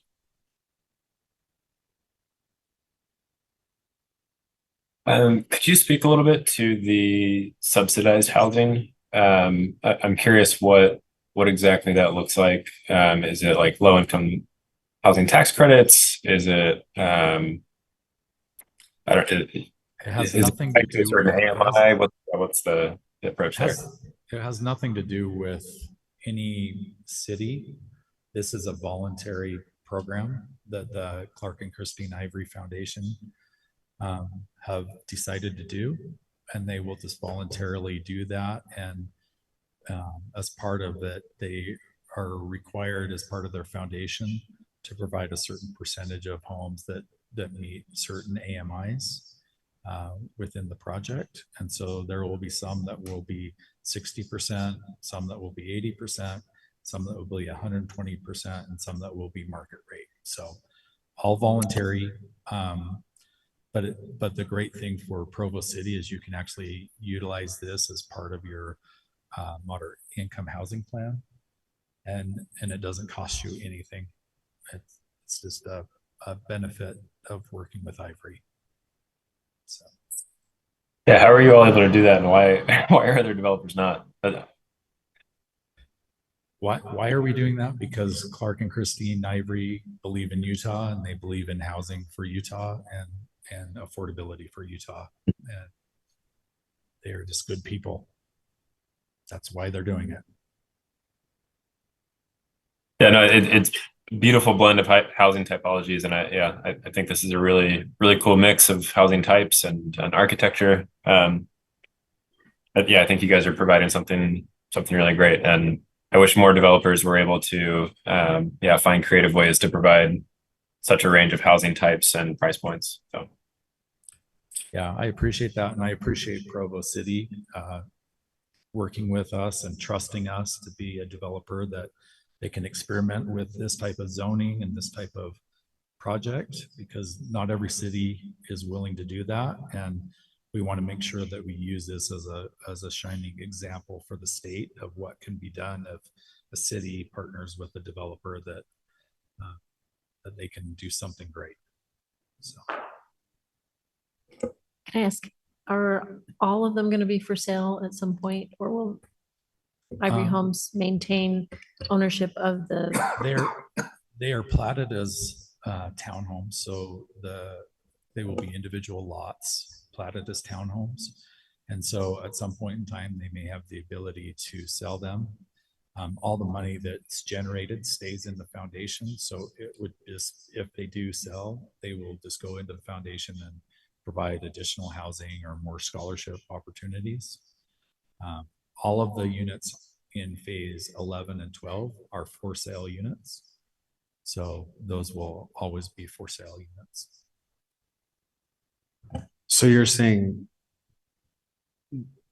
in phase 10 and 13 will be rentals to start? Yes. And when you say to start, do you anticipate when that'll end? It's like 5 years, 10 years, or just market and market conditions, or whatever the foundation sites. Oh, okay. If they want to sell them and generate money to do additional products somewhere else, they can do that. Any other questions? Any other questions for applicant? Thank you very much. Thank you so much. I think I need to read in the other ones at this time. And then let's let the public speak on any of those. Yeah, so I'd like to read in, I'll read in items 9, 10, and 11, and then we can open for public comment on all of those. Item 9, Ivory Development requests project plan approval for phase 11 of Broadview Shores, including 10 single-family lots and 35 townhomes in the SDP 5 zone, located at approximately 1800 North 3110 West Lakeview North neighborhood. Item 10, Ivory Home Development requests project plan approval for phase 12 of Broadview Shores, including 4 single-family lots and 28 townhomes in the SDP 5 Broadview Shores Overlay Zone, also located at approximately 1800 North 3250 West Lakeview North neighborhood. And item 11. I think I could keep my numbers straight, right? You'd be wrong.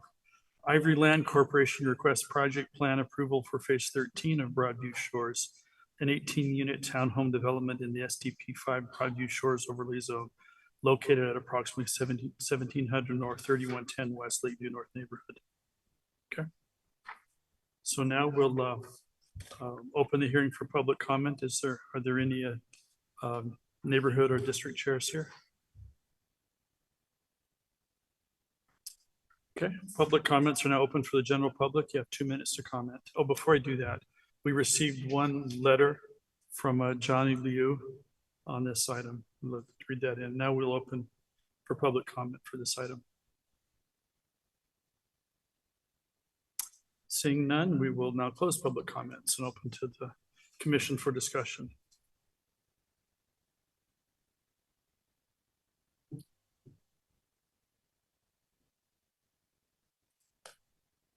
I don't know where to start. I'm very grateful they put that road off of Geneva. I think this development's coming together well. I'm glad to see a little bit of a mixture of type and at a good place for it, right along kind of a main road, and what's going to be a main collector road through theirs. I think that's a good place for a little more density without overwhelming neighborhood streets, etc. I think the colonial look is kind of cool. My favorite is the one with the varied heights. I think that's the best one. So yeah, I think it's an interesting one as it moves forward. Other comments? I just want to echo what you said, Jonathan. I think it's neat that there's, like, say, different housing types, so people can stay in the neighborhood if their housing type changes, right? Mm-hmm. So you can stick around and stay in the neighborhood they love, and I think it's great. So yeah. So full disclosure, I live in Village 1, so this is my neighborhood. So appreciate the work and the amenities that are there. I also agree with the work and appreciate the cooperation between the city of Provo and Ivory Homes on this. And, as far as balance, I do want to just comment too. It's nice that we approved some single family homes essentially across Geneva from this as well. And right, so we're getting a balance of different housing types in the area. And it is what the market is asking for right now, right? With building costs high and land costs high, some more compact houses are filling in a needed area as well. Yeah, I agree. But they're not tiny, which is nice. Like, it is a medium size. Yes. No, I would be a little more concerned if they did decide to do condos in the area. I mean, some are good, but that's a little more of an intense development that would make me pause a lot more than townhomes do. But to have a mix in the area here, I think is appropriate. Yep. And it would be nice if there is a better rapid transit or that access this, perhaps as it grows, it can do that. Also, if we could get some action on Village 7 to bring some retail here, I think it would be useful to the south side or the west side rather. It would. There seems to be a big hesitancy for retail on the west side. We heard that with the development down on Center Street in Geneva, where people were saying, well, nobody's proved that retail can work on the west side, and everybody's hesitant to be the first mover, which is too bad. I think these are getting the rooftops to make that math work out better. All right, I think we're ready for a motion.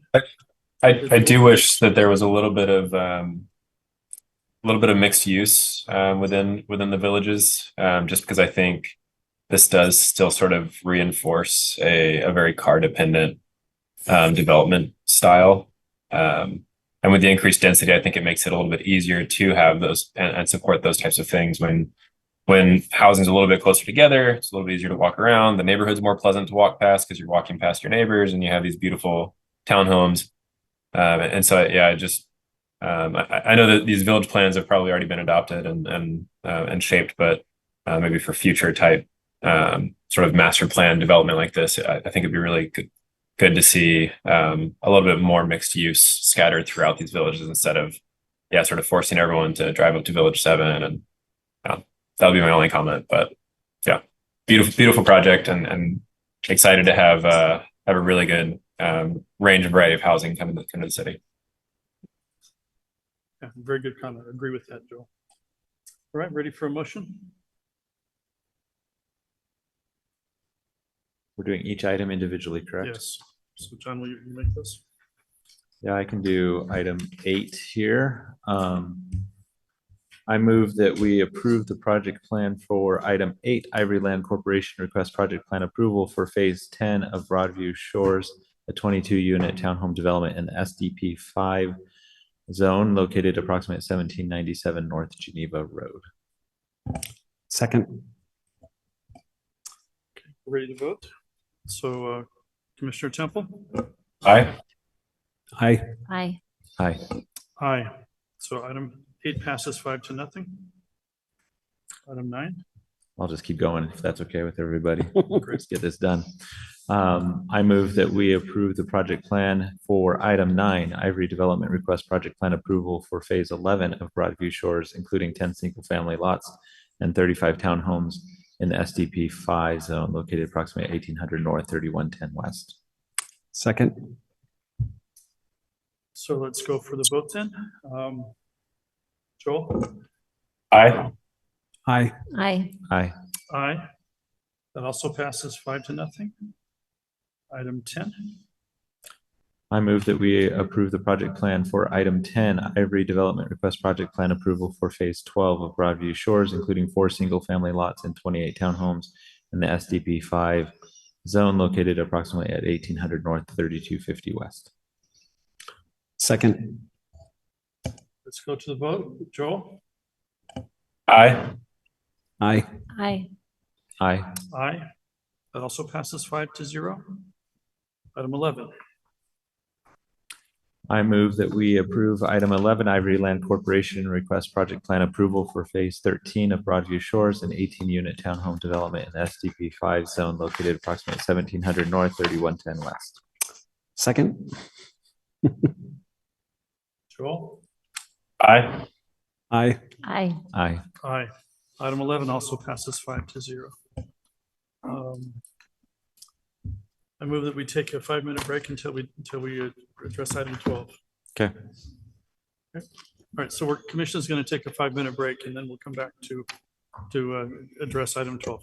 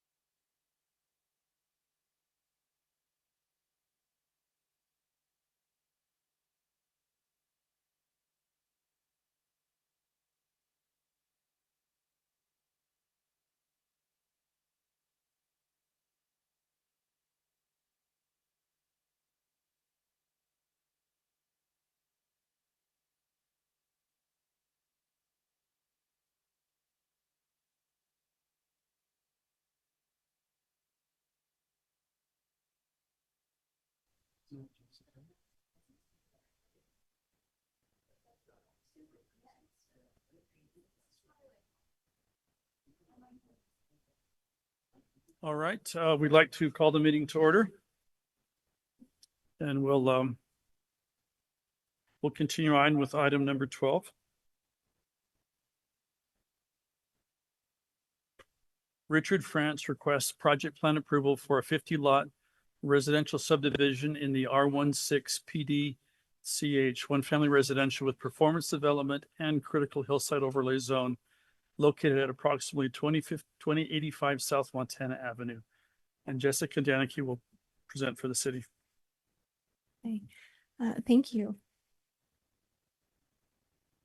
We are struggling.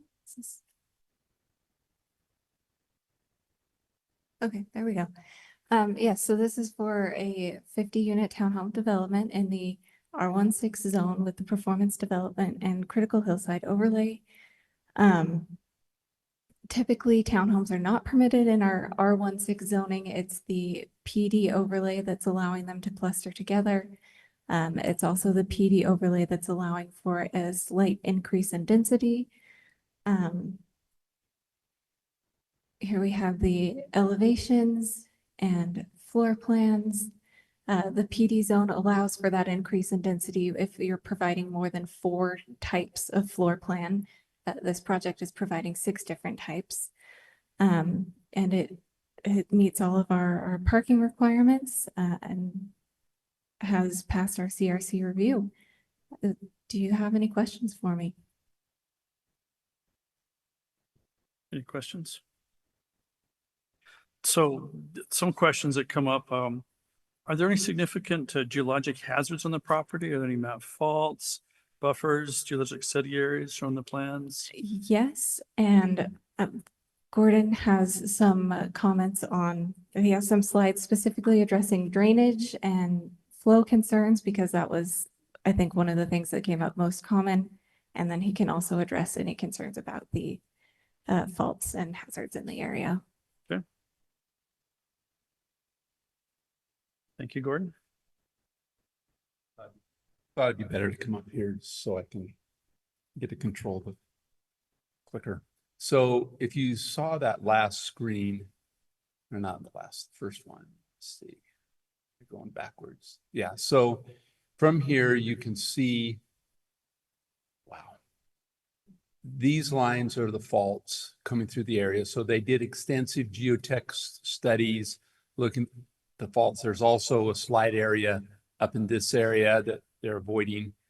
So they went through a great deal of details, and we went through a great deal of review with our geotech on making sure that everything would work and they were outside of any of the faults. And they had the city has even a bigger buffer than what the state requires from faults. I don't know if you want to ask me more questions specifically on those or what your comments may or may not be on that. Just make sure that the due diligence has been effectively done and that the concerns have been identified and alleviated. Yeah. Unless there's anything else from the commission on that. You want to talk into drainage and Yes. yeah. I'm going. So, oh wow, what happened? Could you go a little slower next time? Somebody's going to have to fix that. Oh my goodness. So what happens when you give an engineer a clicker? This is why they make me sit over there. Go to the end and I won't. One more. There. I'm going to go to this slide first. So this shows you the frontal canyons we have on Provo. That one's Buckley Draw. I'm not sure I like how this pointer works.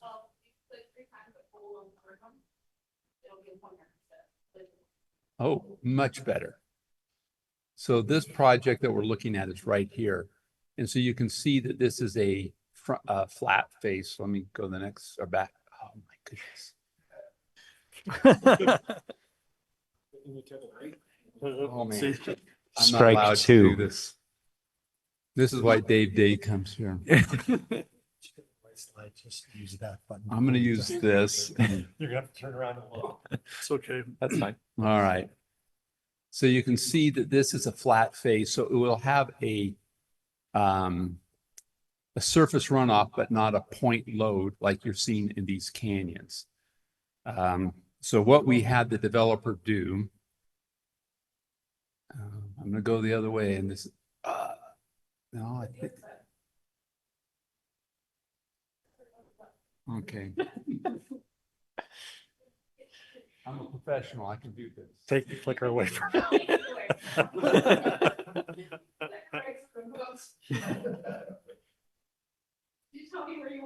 I want to go to the second to last slide. One more. One more. Isn't there, there should be. Oh, this is it. No, this is it right here. So along here, you can see these drainage ditches they're putting all along the entire length of this. So they have these ditches with pipes so that they can both carry it over the overflow and pipe it, and they pick it up in areas and drag it into the street. So go back to the other plan sheet. No, or the other way.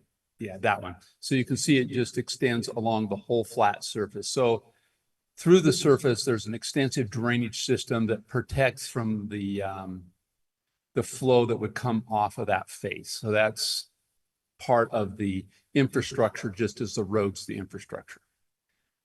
Hopefully that answered your question. And So in terms of, we've had I don't know if it's exactly there, but in that area, there's been mudslides and other kind of issues. Well, this is designed to resolve any issues that might come about because of that. Right. So Buckley Draw is a channel, and that's where you're going to get your mud flows. That's where you're going to get your real hazards, your flat faces. You still can have problems. And so that's why those ditches are in place. So it's important that when they do their landscaping, which we don't do any permitting, they keep those in place and those things are managed and maintained well. If they do that, based upon the surface area that they're having to deal with, they meet the calculations to protect those homes. Is there any other risk you see associated with this site that we should be aware of or concerned about? Just the drainage, which we work a lot with the developer and getting those put in, and all that you detect. So there's not there's no other unusual issues associated with it. What about during construction? Any issues about concerns with the neighbors, the neighboring areas during the construction phase? No, like there's some retaining walls just below the neighbors that, right there, that's good enough. So there's some retaining structures along the back here that will separate the neighbors here from the project. So, but I don't see those as being significant in construction. Okay. I had another question for, is there any other questions for Gordon?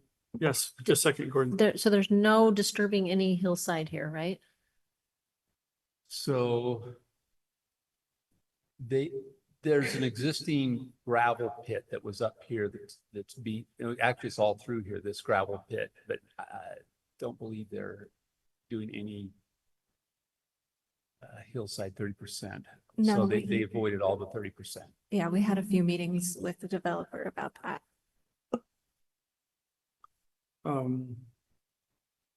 So let's see, a couple of things.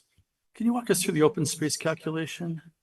Does it look like it was 8.31 acres, 50 unit property, and there was 7.6 acres of open space? And did I read that wrong? No, that is correct.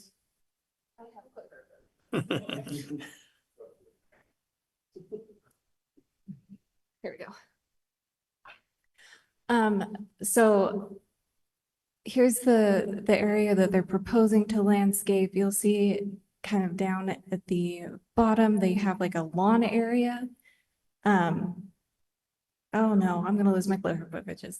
Okay, I'm not gonna do that. There we go. So they have this, which is gonna be a full playground lawn area. They have a little walking trail through there, and then the additional open space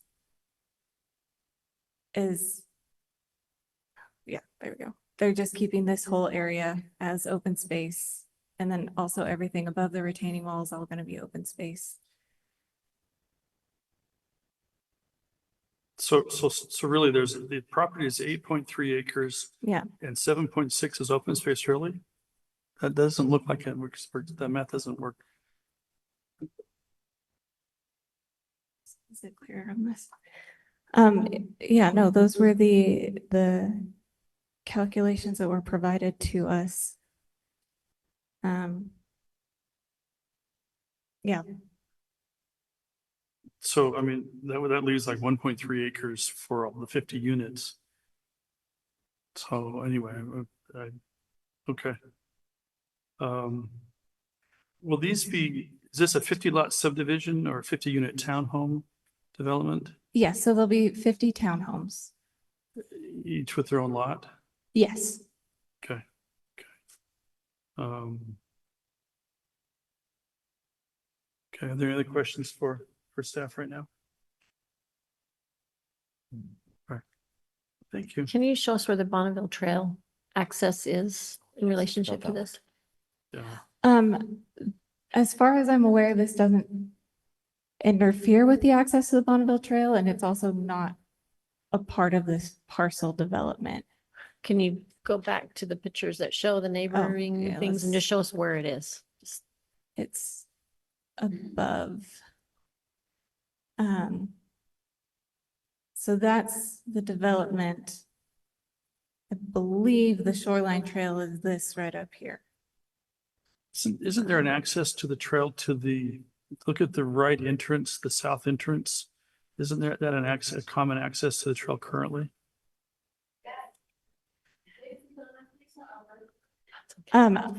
Parks and Recreation and reviewing the plan did not say that this proposed development was going to interfere with any of the designated accesses to the Bonneville Shoreline Trail. I wonder if it's an unofficial access. Possibly. It's a common access. Is there an official access? Where is another access to the trail? So I mean, Slate Canyon, Rock Canyon, the Y. Is there one here though that's official? We don't know. Not around. There's one slightly to the left, I think, in the next, Is that one right there? that one, I think that is. Goes up between two homes. There is right there, yeah. Yeah.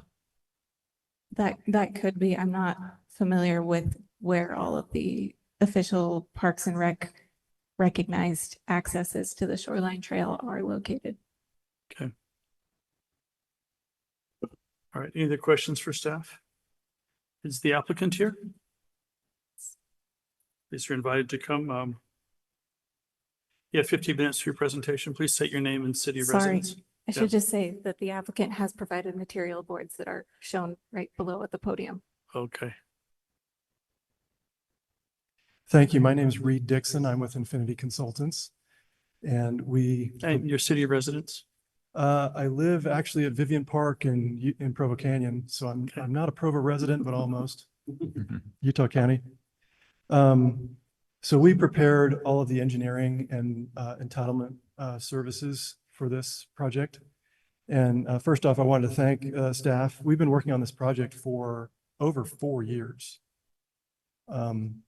Most don't take that long. We worked with Bill and Gordon and Jessica and many others. And it's been very, very thoroughly designed and reviewed by many, many people at the city and on the applicant side. You asked a few questions that I could maybe answer even more. This is our geotechnical investigation. It includes slope stability analysis, and it includes liquefaction comments. It includes bearing capacities and all the typical things. And it addresses the proposed use with retaining and grading and cutting and filling and all those types of things. So very thoroughly done and reviewed and approved by the city's geotechnical engineer. This report in my hand probably is worth about $150,000. And it's all of the fault studies that were done. So on 4 different occasions, we had track hose digging trenches, and sometimes we would revise the plan or find something that we didn't anticipate, have to dig again, have to dig again. It was an iterative thing. Our geologist was on site in the trenches, identifying with high level of accuracy where all of these faults exist and on what angle they are and what type they are, how old they are, and what type of setback they deserve on either the downhill or the uphill side. So the slide that Gordon showed you shows those setbacks from those identified faults based on their nature. And so then we respected the, if you could switch to a slide that shows the layout, please. I don't dare drive that thing. Yeah, well, I'm partial to an engineering drawing. That's a landscaping. Oh, that's pretty good, albeit a little small. But it does show the faults and the zones that we are staying out of with buildings. And that's why you see some of the buildings on a peculiar angle. Most of them are perpendicular to the road, but others are almost parallel or on a strong angle to the road. And that's so we avoid those setbacks from faults. So Geostrata reviewed both the geotech and the geology study with a lot of thoroughness, and that's all done. And our landscaping plan was also scrutinized. And this set of drawings is basically all of the civil engineering drawings for all of the grading, all the roads, all the utilities, water, sewer, storm. Wanted to clarify a couple of things that were asked about. First, trail access to Bonneville Shoreline. The Bonneville Shoreline is much higher and above, but if you'll notice this serpentine access road, yes, right there, thank you. That serves as an access to the upper foothills. So anyone who lives in the area is perfectly welcome to walk through and hike up and access how they would today before anything is built. So that provides access. And then it was mentioned that we have some amenity. This is a large green space park area here by this southern entrance. Yeah. And it'll have that brown square, thank you, is tot lot and play equipment, and there's guest parking. And so this is an amenity for the whole area. You asked about off-site drainage, and Gordon explained well, was it Buckley that had a problem a year ago or so? Okay.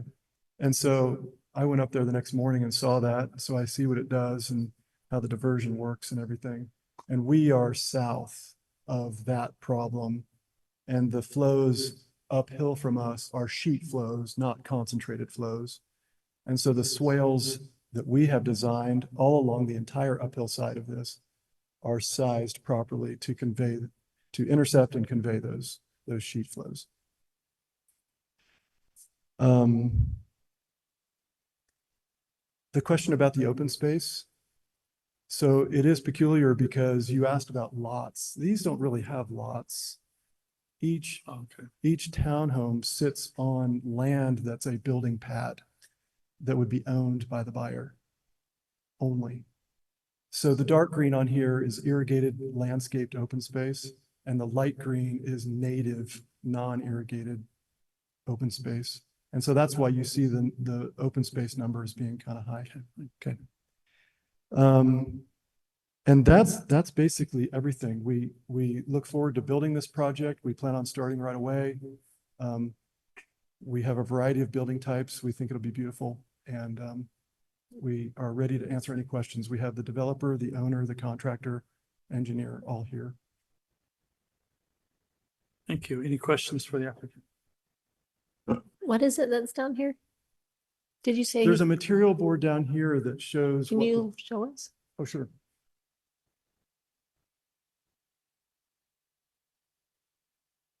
The design consideration. Yeah. I might have one of the others come up and describe which goes where, but this is the exterior siding with different colors. This is also exterior down low on the building. And this is soffit material. This is roofing and soffit material. And again, what's down low on the building. More siding for the buildings. And this particular one right here, I'm not sure about. Brandon, are you paying attention? This one right here. This one right here, I'm not sure. It's either roofing or siding or soffit. I'm Brandon Pearson, a little dressed down as a family barbecue. I'm in Sandy City. But what I did is they asked us just to put together the varieties of building materials. So it's got some hardy, higher end hardy. The metal is just the fascia. So that can, oh, sorry. I'm trying to just point out. So there's metal fascia that will be across the fronts. There's a lot of natural colors that will blend into the, mountainous area up there. And then the buildings will just step down as the hillside steps down there. So all higher end materials. And Could you go to a picture that kind of shows the drawing, the elevations? I think it's back. I'm definitely not touching that right there. Yeah, because this view is somewhat uninspiring. I think it looked a little bit better on the actual plan. I think you're getting I believe they looked a lot better at that point, correct? Well, this is a very generic, it doesn't show any landscaping. It doesn't show the full variety that the buildings will have, but the buildings have been designed to fit into the grading. So the grading accommodates the buildings somewhat, but the buildings in their design more so fit into the hillside and step or walk out in the case of a downhill unit, or have a garage under in the case of an uphill unit. Is there a possibility there's another, because we have a much better renderings of the building that I thought was submitted. So I just don't know if there's anything that's in there. I was going to say, there was an isometric view that was submitted. Jessica, I don't know if that made it into the document. I think these are just showing the elevations and how the buildings are dropping, but there was a much better, more beautiful picture with these exteriors on it. So I was going to say, when I first saw these, I was pretty uninspired. I'm like, are we building a jail up there? But now that I've seen some of the textures, that look really nice, I'm feeling more confident that it'll be. This picture doesn't display it correctly, because around all the garages is a rock, some kind of a rock on this, and then you've got some hardy above that. This is more of just an elevation. There is somewhere in the packet a better view of the renderings. Okay. Any other questions for the applicant? Sorry, it's me again. Is that siding or is it stucco? Because I know stucco is way improved than it was earlier. It's a lot different now. But I think there was something in your guys' code that you want that a certain percentage. So there's not a ton of stucco. Oh, okay. Okay. It's got a lot of hardy, the cement board. Right. So it's not like your typical vinyl siding that gets old and is terrible. This is cement board, and you can either purchase it as a natural color or paint it as the color. So this is the stuff they're using on $1 million, $2 million homes. So Are these intended for all for sale? Yep. Ownership? Yep. Okay. And with where the area is, we're hoping it'll bring up the value significantly. So they'll be During the building, what are you doing to ensure that the downhill neighbors will not be disturbed at all during the construction process? So I think as we've gone through with Reed here, most of our construction process entails putting in these retaining walls prior to construction, almost in the horizontal, which then would provide all of the drainage behind those walls. The walls would be installed. And I believe there's some portions of this where we have to actually install the foundations prior, because they're almost acting as a slope. Part of the structure. Yeah, as a slope deterrent there. And then, so essentially all three of those walls go in prior to any construction. Any concern with the finished swales? I'm not sure if they're going to be what they're going to look like. I think of safety concerns for youth, for example, around that? And what are you doing about that? So the swales are very gradually sloped on the sides, so there's no, and they're small. They're only, the flows in those swales will be less than a foot deep. Okay. They'll be inches deep when they, because they're relatively steep, and so they won't flow deep and be a hazard. What material are they made out of? They have a fabric that reinforces the earth. So they have a road-based granular material and then a fabric. They'll be landscaped over? They're or- designed to revegetate. Okay. So they'll look natural, but they'll be reinforced for resisting flow stresses. Okay, good. One thing I want to mention too is that this site is sort of being reclaimed. If you go there now, there's quite a bit of trash and people have dumped their, old construction materials. And there's somewhat of a drainage issue right now where the water just flows uncontrolled all over the place. This project will not only improve the aesthetics of the area, but a little bit of the safety of the drainage problem. All right. Anything else? Joel, did you have any questions for the applicant? No, nothing for me. Thanks. Okay. I was gonna say maybe one more thing for the exterior finishes are a higher end finish because we do need to get the value out of the properties. So they're not gonna look like a cheaper type building. Okay. So, All right. yeah, All right. Thank you. appreciate it. One more question. So why did you choose this particular style in that neighborhood? I'm asking because there's like no pitched roofs, there's no chimneys, just curious I why. think the pitched roofs is an issue with the code. There's a certain height that we can go up to. And I believe we had to do this style of roof to do that 3-story. So something in the ordinance that says the height is having to be this height. All right. Thank you. Thank you. Is there a neighborhood chair or a district chair? All right, seeing none. We received comments from public on this item. Let's see, we received a comment from Robert Franz, Christy Lehman, Michael Christensen. For this item, we're now open for public comment. Once again, you have 2 minutes. Please state your name and city of residence. When your time is up, you'll hear a ding and the microphone will be muted. My name is Rochelle Sink and my city is Provo. I wanted to mention that this area does have a high risk of wildfire. I know because we live on the northwest side of that plat. And while we've lived there, there have been 3 wildfires. So that is an issue. Also, if these are being built for sale and these people need to have homeowners insurance of any kind, it's difficult to find that in that area. That's all I wanted to mention. Thank you.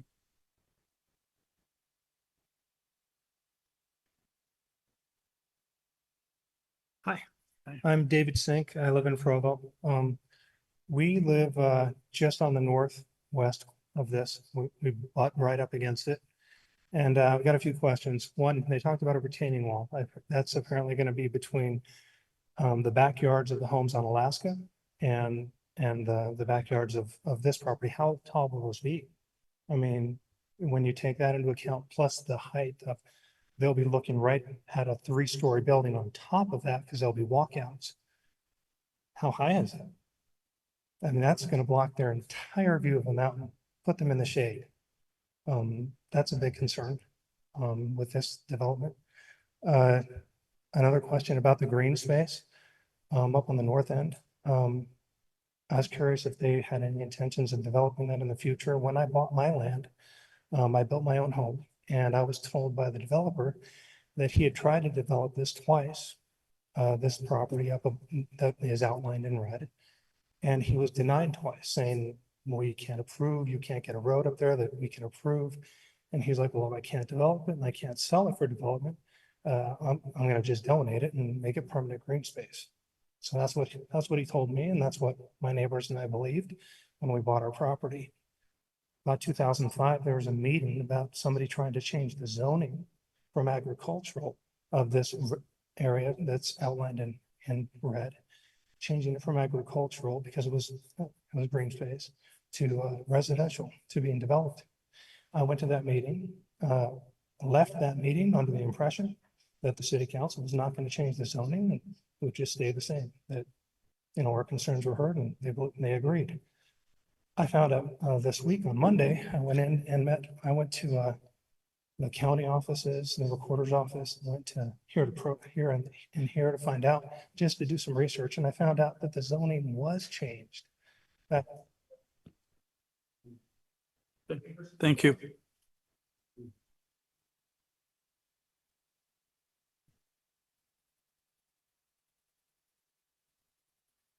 Steve Maroney here in Provo.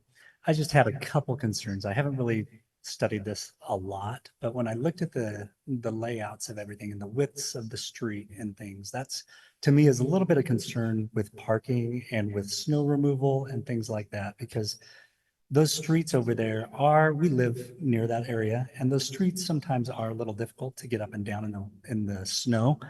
And that road looks a little narrow to me when compared to like with Alaska Avenue, which is right near that. And with a higher density property like this, to me, it seems like you're going to have a lot more cars in the area. I know it says that it meets the parking requirements, but if you look just to the north of there with that Slate Canyon Drive and the parking issues they've had over there with the townhomes, to me, that's another kind of big concern that the cars in that area will then trickle down to the neighborhoods that exist. The other thing was mentioned, but the height of the structure is a concern. If they're just barely meeting the requirement by making the pitch of the roof, just so they can meet the requirement. Today, there was an issue in Lehigh with the structure that was 32 feet, right? And the neighbors right next to that had no idea. And all of a sudden, these giant things are right in the backyard.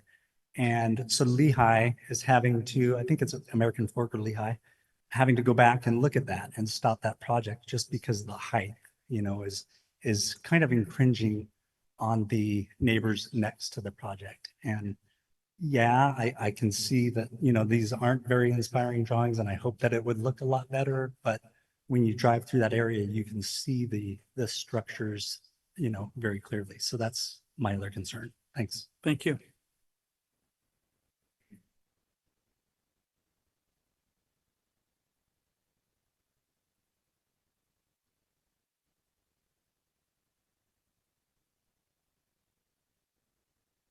Hi, my name is Nestle. I live in Provo too, and I'm on Alaska Avenue. So my main concern is that we have hogs there. We have a big nest of hogs. What are they gonna do about it? Like, are they gonna like talk to the wildlife authorities and reconsider or something? Because that's a big issue right now. And also it's a huge property, and it's gonna affect the views of everyone who has lived there for years. Like, nobody has, that property has been there for 20 years, and for 20 years, there hasn't been any views that have been blocked. So why now? Why 20 years after they're gonna consider this? So it's something. Mm-hmm. Thank you. Are there any other comments that would like to be made?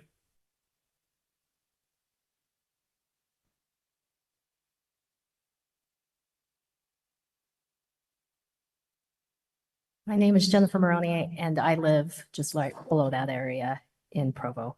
And sorry, I'm gonna have this all written out. So the developer claims that this layout satisfies parking demands by accommodating 150 total parking spaces across the site. However, the physical reality of that schematic map reveals that private interior road between these 3-story townhomes are significantly narrower than the standard public streets. Providing 150 tightly confined stalls does not resolve the structural bottleneck of this site design. Provo already has a clear and frustrating history with this exact issue on Slate Canyon Road. The townhome developments there feature similar baseline parking allocations on paper, yet the reality of multi-vehicle households, visitor parking, and delivery vehicles quickly triggered the severe parking lot effect. When the city intervened by changing the local parking zone rules, it failed to solve the root problem. It simply displaced the entire parking lot down the street closer to 7-Eleven. And so this proposed layout repeats that exact design failure. Because the cramped interior streets cannot absorb real-world vehicle activity overflow parking from these 50 units will inevitably cascade straight down the hill right into Alaska and Dakota.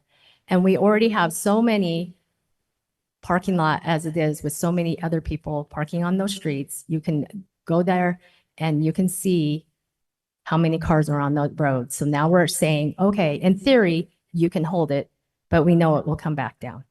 Thank you. Thank you. Anybody else? Okay. I'd ask you if you'd like to speak, if you could come forward so we can minimize the amount of waiting time. We'd appreciate it. Okay, my name is Angelica. I live right in Provo by the Alaska Avenue.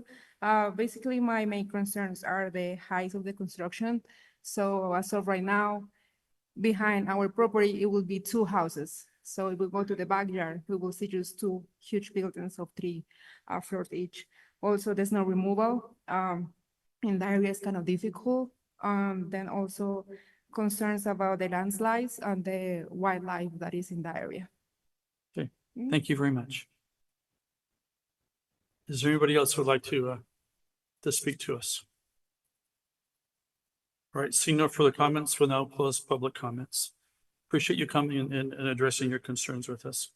Now open the for commission discussion. What are your thoughts? Can we get a little clarification on the wildfire risk and homeowners insurance? Is that something that who would know about that, Bill? I wouldn't. Sorry. Does the developer know?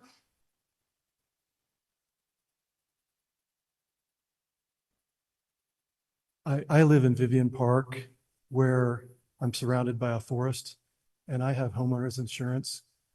And we declare that we live in a wild land fire interface area and our rates simply reflect that degree of coverage. This development will have significant fire break all around it. So if you remember the drawing where I showed the dark green color, that's irrigated landscaping. So this particular project will have significant fire protection all the way around it. Okay. The fire department will require compliance with the urban wildland interface ordinance. Okay. While you're here, can you address a couple of other concerns that were raised? Thank you. I could, well, you take them and then we'll ask further if that's okay. Thank you. We worked significantly on the cross section of the entire project and raised and lowered it such that we would have less impact on the existing lot owners on the downhill of the project. So the city's ordinances say that retaining walls cannot exceed 8 feet, and the lower walls that are between us and the neighbors are all 8 feet or less. So the city was very strict on that requirement when we were going through the review process. So we've met the city ordinance and tried to minimize. So that's why you see more walls, so 2 tiers along the upper side. So in essence, the retaining need has been transferred away from the neighbors instead of being right at the neighbors' backyards. We have snow storage areas throughout the project that are identified, and we worked closely with planning on that so that we have sufficient storage for that. Parking, of the 150 stalls that we have, the city's ordinances accommodate for 30 of those stalls to be even for guest parking.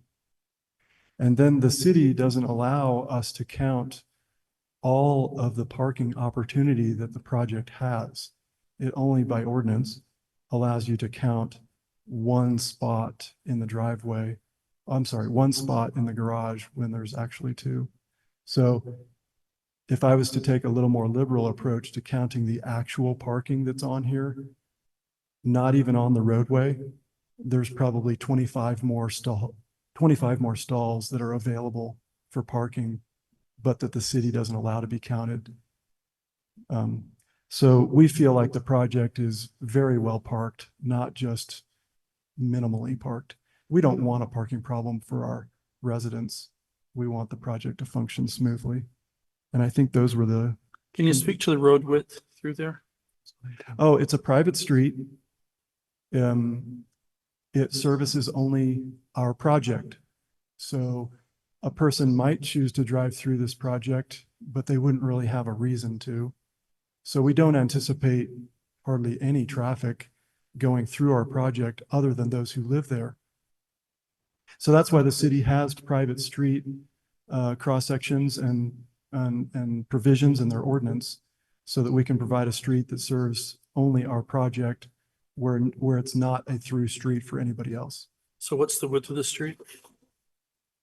I'd have to look on the drawings. I don't remember. Okay. It's blurry on ours. I think Right, it's labeled, but you I'll can't see tell It's it. you in labeled, just- but I can't I'll tell read it. you in just a second. Oh, right here. So Bill, this is gonna be my question from last meeting is, The right of way is 34. okay, And the right of way goes from the back of curb to back of sidewalk. So the actual roadway is 28. so the street this side, the city would permit both sides, parking on both sides of the street? We would only permit on one side, so they'll have some parking restriction, but that's not part of their parking calculation though. I believe the city council regulation currently is that streets have to be 30-foot wide at minimum. Does this meet that? This is It private. does not, but this came in before that, so this is under the ordinance before that, so. Okay. But it does not meet that. No, right now, 30 feet of asphalt is required as a minimum street width. As it was stated, this has been 4 years in the process, so this was vested under the rules in place 4 years ago. Okay, thank you. Wait, can I follow up on that real quick? There were some exceptions in that road width for hillsides and things like that, if I remember right, in order to mitigate, so. I think that was proposed by staff, but I do not believe that's what city council approved. They didn't pass that, okay. A number of neighbors you heard mention about the blocking, the shade potential and the views. Can you talk about the shadow of the buildings onto adjacent property? Any concerns with that? First thing in the morning, I think the whole mountain shades everybody, but I have not done a shade analysis. I say that tongue in cheek because normally that's not a design parameter that we consider. Okay. Everybody's house, including mine, would cast shade on somebody else's property. And I think that's just a normal customary thing we all deal with when we live in a city. Understood, but a 3-story house built right next to yours could cast significant shading where you would have gardens and the kind of things that might be blocked. The grass may not grow as well because it was full sun and now it's full shade, depending on the situation. So I think that's a legitimate concern. Well, to explain a little bit more about building height, the maximum building height is 30 feet for a front elevation and 35 feet for all other elevations. And we are actually under those numbers. So we're not even at the maximum building height. We're 29 feet at the front elevation. And depending on which unit you measure, we're 30 to 34 on all the other elevations. So we're not maxing that out. And if you look at where the park is, for example, there's existing lots. There's 1, 2, 3, 3, and then the fourth one has some buildings behind it, but 3 of them don't have any. And so primarily we'd be looking at 1, 2, 3, 4, 5, 6 of those lots. So the setbacks are such that I don't think the shade problem.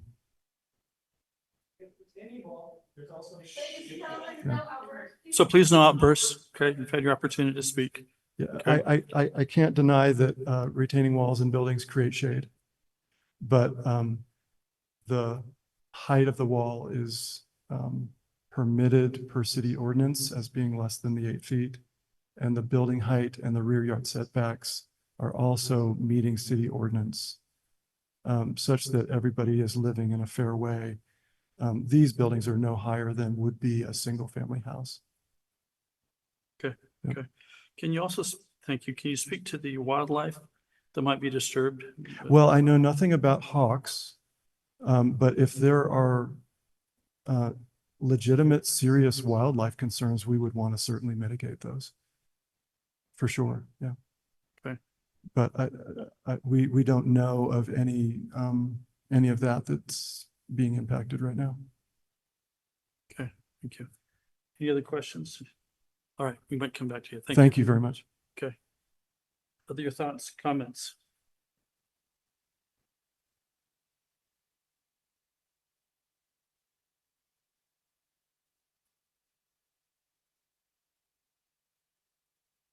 So Joel, do you have any thoughts for us? No, just lots to take in and consider.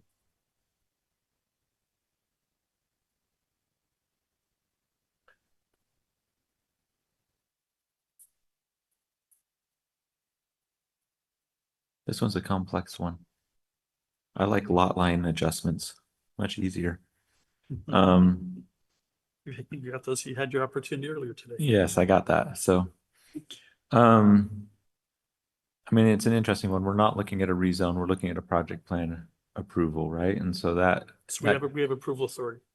yes, that, but it also dictates the scope of kind of leeway that we have to insert our own opinions about the benefits, et cetera, right? They've done a very careful, I think, and complete job to make sure that they're meeting all ordinances, that they're using the zoning appropriately, that they have drainage controls. The road width was correct for the time that it was done. Also, I think I do agree with them. This is a very low use road. You know, much reason to drive up on it unless you're visiting one of those places. It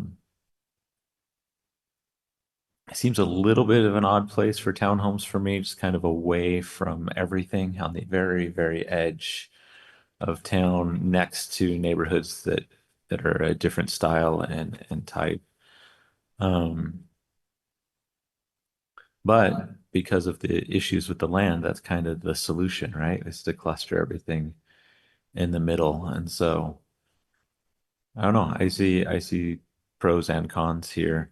I will say I appreciate the neighborhood and the very legitimate and important issues that they brought up. All of those issues were good ones, and I'm glad they brought those to our attention. And it is an 8-foot retaining wall plus a 30-foot home, which can seem tall, right? I don't know how much shade it adds because, as the developer mentioned, the mountain is the dominating feature. You don't get sun in this spot until, you know, well into the day, right? And so at that point, it's so high, I don't know how much it affects the sunlight per se, especially because they're on the east, they're not on the south, which helps as well. I don't know. What do you guys think? So, well, again, personal disclosure, I guess this is land that used to be my grandma and grandpa's area. So as a boy, I would come here and we rode horses back in this area. And so seeing development is a whole different deal for me personally, but that doesn't play into the discussion at all, I don't think. We look at this in our response, you know, the question is, I know concerns were raised about the zone not being appropriate for the area. Well, this is not a zoning discussion, so that's been, you know, those are all public, and if it was missed, it was missed. But we're addressing the project plan appropriate for this zone, and I look at things. The difficulty of building here is true. They spent a lot of money and effort to get the right engineering studies. I was very concerned about the geologic hazards in the area, about the drainage and the swell's potential for hazards and problems. It feels to me like they have understood and addressed those in an effective, appropriate way from the city. Our city professionals have concurred with that. Looking for, so it feels to me like they've done their due diligence. They have a good property. I would have liked to see the renderings so we can see some of the beauty that they're putting into this. I don't see a reason to deny it. So in that case, my vote would be to approve this. You're right. I wouldn't personally choose to put apartments or townhomes in that area, but that's not my choice. So I don't see a reason to deny it right as I sit here right now. And the fact is, Provo needs homes. My hope is these look like they would be beautiful homes for people. It adds to that area. They're designed for ownership. I know there's a lot of parking problems in neighborhoods and in this neighborhood, and that's a concern in every single development in Provo. I believe they've addressed that in terms of the quantity, in terms of reasonable, as much as we can reasonably ask for. Wish the road was wider, but missed that opportunity to make a change there. I do see some of the care they've taken in placing the individual town units. They look really funny to me, but I understand now because that with respect to the fault lines and the areas they should not build in, and they've done that engineering work to take care of that. I like the double retaining wall up against the mountain, and where a lot of that work is done there to create a safe area, safe neighborhood for it. And so I'm in favor of what they're doing here. We haven't really addressed owner occupancy. Can you talk about that for a minute? Then can you come up and just talk about owner occupancy and what are you going to do to help ensure that we get owners and here? remains owner Yeah. occupied. Our plan is just to set up and pre-sell. So we plan on pre-marketing these and sell to individual owners.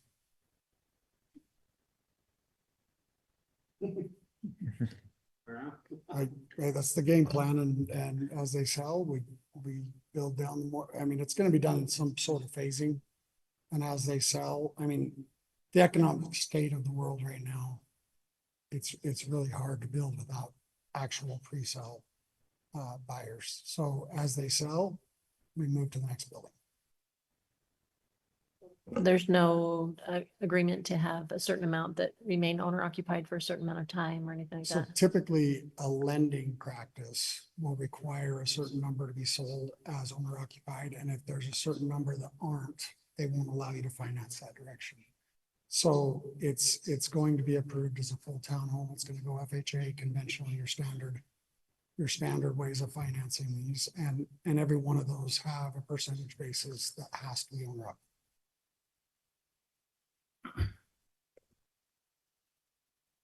So these are going to be FHA approved as well. We're going to go So down that road. you're going to go for that? FHA loans. Cool. Yes. Okay.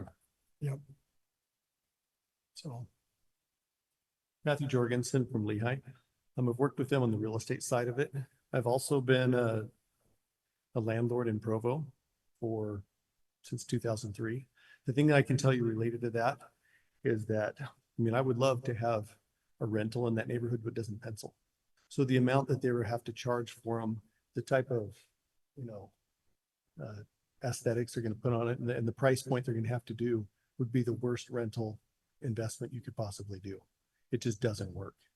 Now, if we go back when prices were a lot lower, when I was buying rentals in Provo, then great, but it just doesn't. So can we guarantee that somebody's not going to make a terrible financial decision? Of course not. But the reality is investors are not going to be lining up to buy these as rentals for that reason.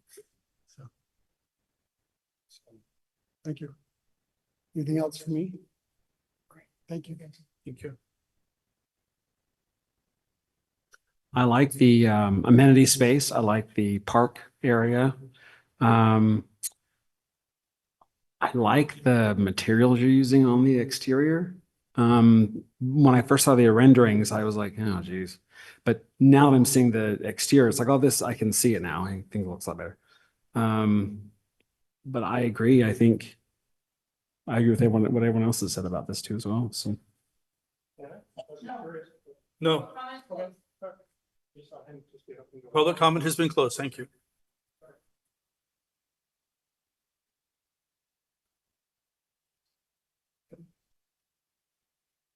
Well, I agree with how you summarized it, John, that they took great care with the fault work to make sure that they moved structures away from those risks, and the drainage solution, I think that's mitigating things really well.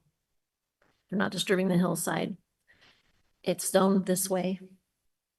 So really our task is just to say, okay, is the project plan meeting the design standard for the critical hillside zone? And I think it does. And also the other, the parking and everything else, it seems to meet everything. So the only thing I was concerned too with the initial drawings, and I would love to actually see what it's going to look like. Are we approving materials? No, right, Bill? No. Okay, well, we hope that this is what it looks like and not the packet. Okay. The materials reflect ordinance requirements, correct? I do want to mention that I do appreciate the attention to maintaining trail access as well in their development and opening up their park and that trail access to people outside of the development. I think that's important. Yeah, I think where I'm falling is I don't think I would approve a zone change to create this development, but it does meet the requirements for a project plan. I do have one additional question for the applicant. Is there any concern about long-term hillside maintenance? You know, the work that's being done initially, sometimes things degrade over time, and this is critical that it be maintained. So I don't know what's the plan or thoughts around that. That's a great question. And in the CCNRs, which have lots of different strict requirements for what people can do and can't do, there is actually a provision in the CCNRs that requires certain maintenance to be done on the hillside if there's a problem that needs to be fixed right away, even off the project, uphill of the project. So that's covered by the CCNRs and the HOA. And those will be managed by the HOA. Correct. Correct, because they'll maintain all of the landscaping, including the irrigated landscaping and anything that needs to happen outside of the irrigated landscaping on the hillside or with the swales, for example, or the walls or anything they would have to fix. Okay. Or maintain. All right, thank you. Joel, do you have any other thoughts or comments at this time? No, nothing from me. Okay. We're ready for a motion?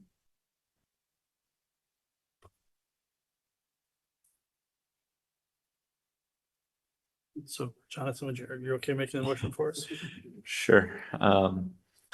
I move that we approve item 12, Richard Franz requests project plan approval for a 50-lot residential subdivision in the R1.6 PDCH, one family residential with performance development and critical hillside overlay zone located approximately at 2085 South Montana Avenue.